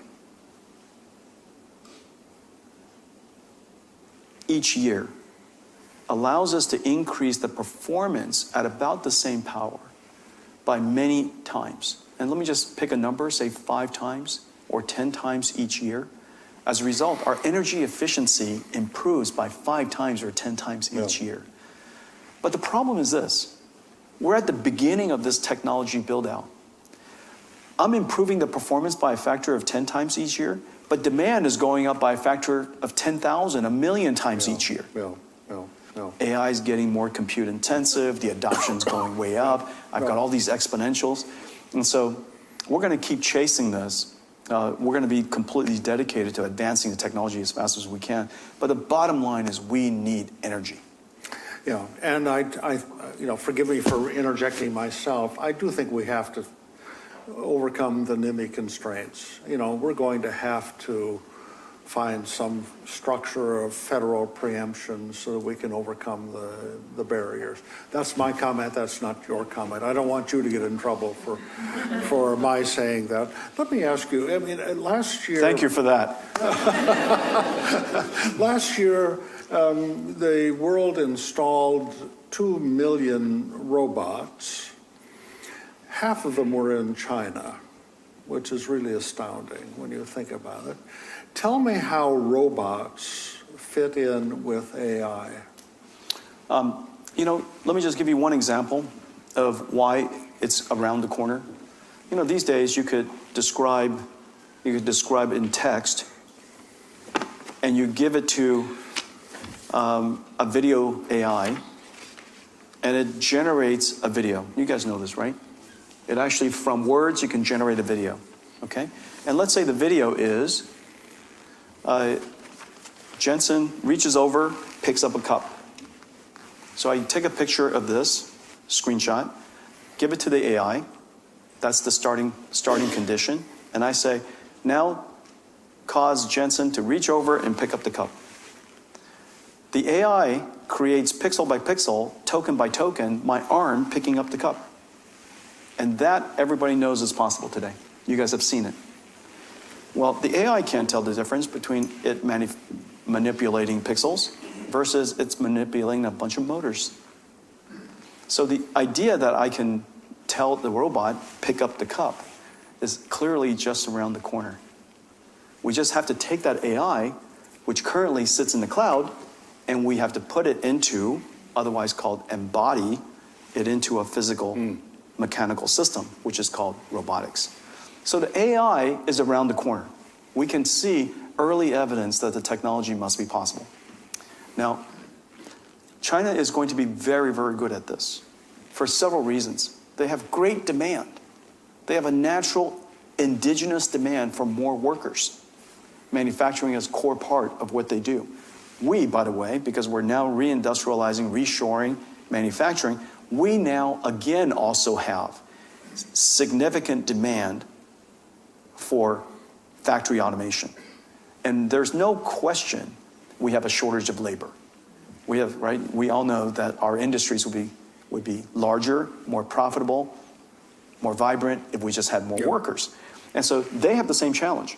They have worker shortage coming up, very severe worker shortage coming up. So they have a national strategic imperative to make sure that robotics happens, number one. Number two, they have the AI technology. And number three, this is where they have a big advantage. They're really very good at electronics and mechanical intersections, otherwise known as mechatronics. This entire area they have the harmony of demand and supply side capability. Now, many other countries, Japan has surely the demand side. They have the mechatronics, but Japan needs to have much better AI technology. Germany, great demand, extraordinary mechatronics. They need to have great AI technology. United States, if we reindustrialize our nation, we will have great demand. We have great software technology, but we really, at the moment, need to improve our mechanical electronics capability. Yeah, I mean, using AI to find a better, vegan recipe for foie gras, maybe something my wife will look up, but we need to make this. That would be a miracle indeed, sir. It would be good. But we need to turn this into productive machinery. That's and right. The way in which it's going to change the landscape. Let me ask you, because we're running out of time. I was talking to a friend of mine who's a dean of a major research institute, and I asked him, I said, how is your faculty dealing with AI? And he said, well, the engineering faculty is excited. They really think this is fabulous. He said the science faculty is really curious, and they think it potentially opens up real opportunity. And the humanities faculty thinks it's the end of the world. So it is a shorthand for the anxiety that people feel about the dark side of AI. How do you talk to us about that? Let me start from the end. There's no question that everyone's jobs, profession will be affected by AI. Okay, I hate to interrupt because I'll tell you, I have been listening in throughout the last little bit, and I am beyond invested into this conversation because the future of AI is so important. What it all means, so important. But we're coming up to the ending of our broadcast here and our time on air. So we want to talk about another story that is coming in. ICE has began Operation Swamp Sweep in Louisiana. You're taking a look at a camera there in New Orleans. That's where it's kind of focused at this time, at this hour. So there we go. There is that graphic. ICE beginning that operation. Swamp Sweep this comes. They've had many different operations where ICE has gone into cities, found people that they believed were possibly in this country, illegally checking their documentation. If they were illegal, arresting them, at least detaining them, to say the least. So we'll talk all about it. I want to read this story from the Associated Press.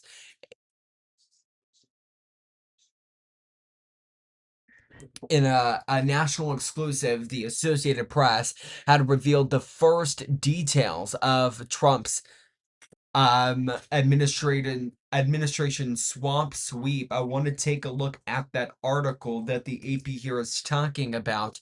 The DHS planning and now has deployed 250 border agents to Louisiana in a major immigration sweep. I'll just read a little bit about this from about 2 days ago. They have now began this operation that the AP originally had reported about. I'll read a little bit into this. Of course, it is going to speak in how should I say it? It's going to speak in future tense. So it says around 250 federal border agents are set to descend on New Orleans in the coming weeks for a 2-month immigration crackdown dubbed Swamp Sweep that aims to arrest roughly 5,000 people across people across southeast Louisiana and into Mississippi, according to documents obtained by the Associated Press and 3 people familiar with the operation.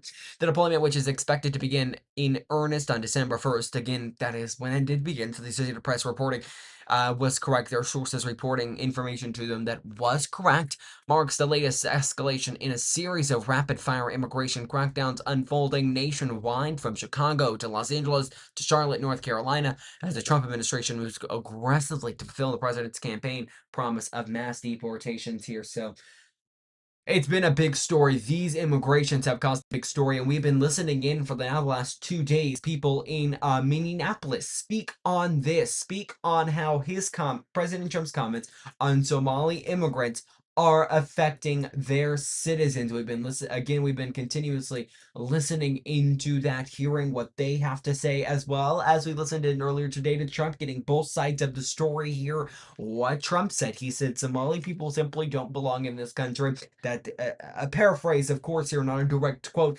saying that, and then we listened into that press conference where they said uh, insinuating that ICE was just not doing their proper job correctly. A quick break, more to come on the other side. We'll be right back.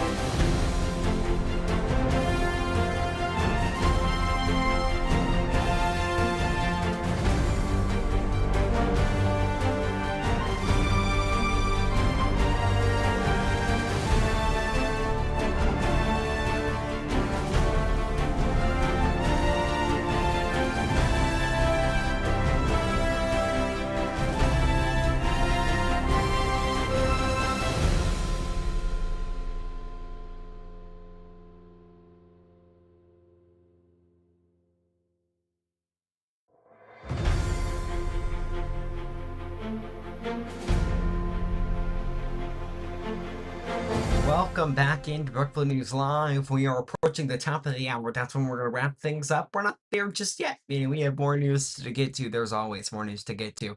Take you to a live shot. Maxine Dexter, the Democrat from Oregon, just finished speaking. Now we are seeing another speaker begin talking. The House has finished its legislative business for the day and is now on to special orders. Let's listen and see what that's all about. Today's important conversation on the Trump administration's cruel and inhumane treatment of immigrant communities. This is an important discussion to have in front of the American people because, as they have seen, ICE is out of control. All summer, ICE has been terrorizing communities across Los Angeles, sowing fear in our families and rounding up our most vulnerable. I have been sharing the story of Benjamin Guerrero Cruz, a senior at Reseda High School, who was detained by ICE while walking his dog. He is an older brother, a loving son, and a valued member of the community. He's a high school student, just a kid. Benjamin should be in a classroom, not a courtroom. Benjamin was detained by ICE, separated from his family and friends. He was originally transferred from the Adelanto detention facility in California to a detention center in Arizona. Less than 24 hours later, he was on a plane ready to be sent to Louisiana, but instead, he was sent back to California.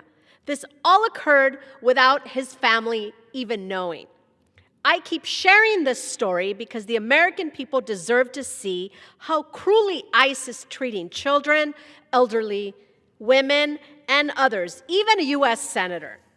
ICE is incapable of treating our most vulnerable with the respect that they deserve.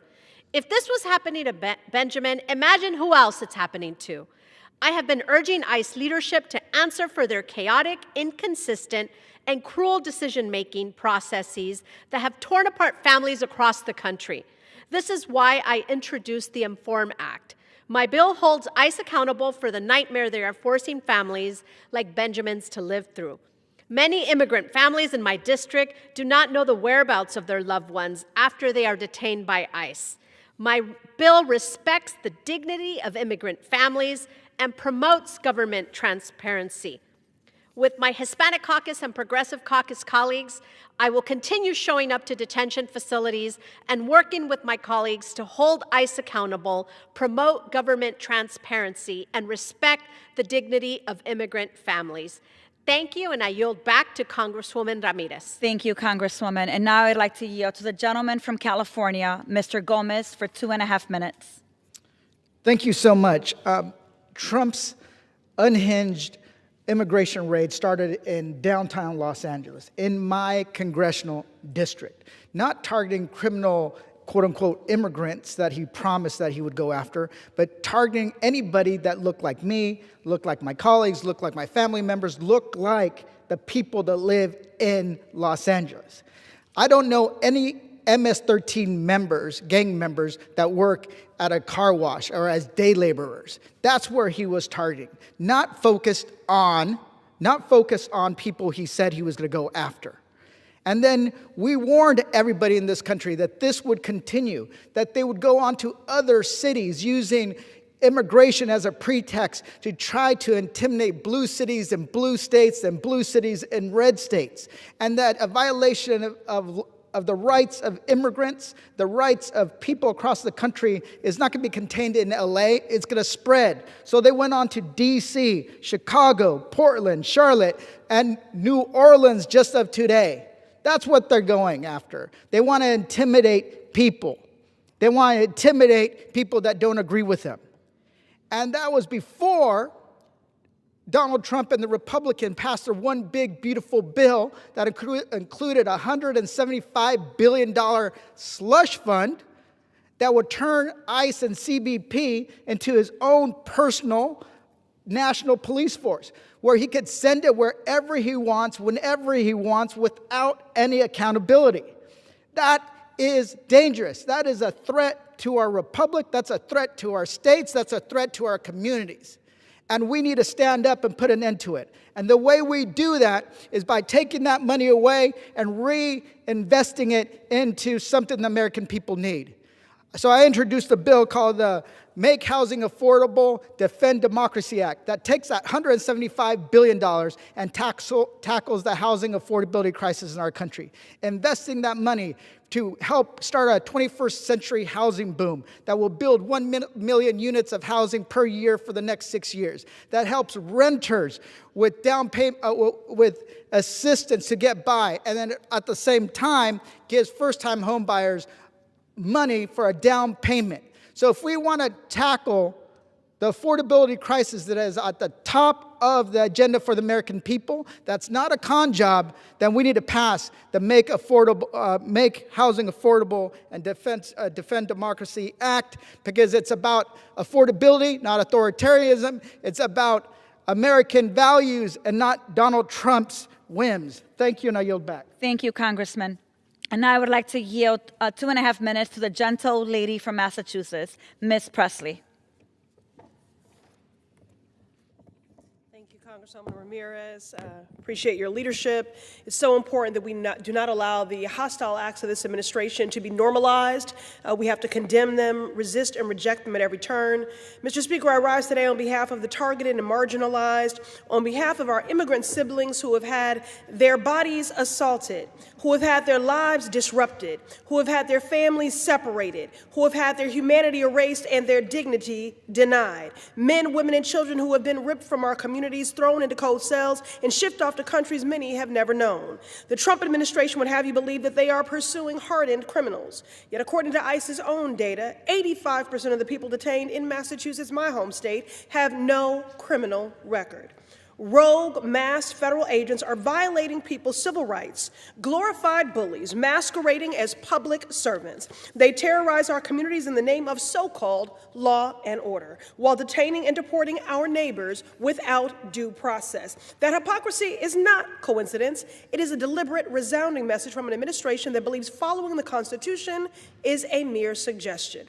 My office has documented hundreds of cases marked by excessive force, racial profiling, and the unlawful arrest of legal residents. Just last month, rogue federal agents descended on the Alston neighborhood in the Massachusetts 7th, a diverse community that is home to small businesses and music venues that are welcoming to all. These federal agents targeted a local car wash to harass and abduct hardworking community members. Among them were 5 women who were never afforded the chance to show their work permits and a 67-year-old man who was disappeared for 3 days without access to his medication. Families waited in anguish to hear from their loved ones, many of whom reported not having enough to eat and being unable to shower. Cruel, callous, inhumane, and unlawful. But in these trying times, I am not defeated. I am fortified and resolved to fight back. The only way to beat a dictator is with defiance. Together we will protect our communities, defend our immigrant neighbors and their families. I yield back to Congresswoman Ramirez. Thank you, Congresswoman.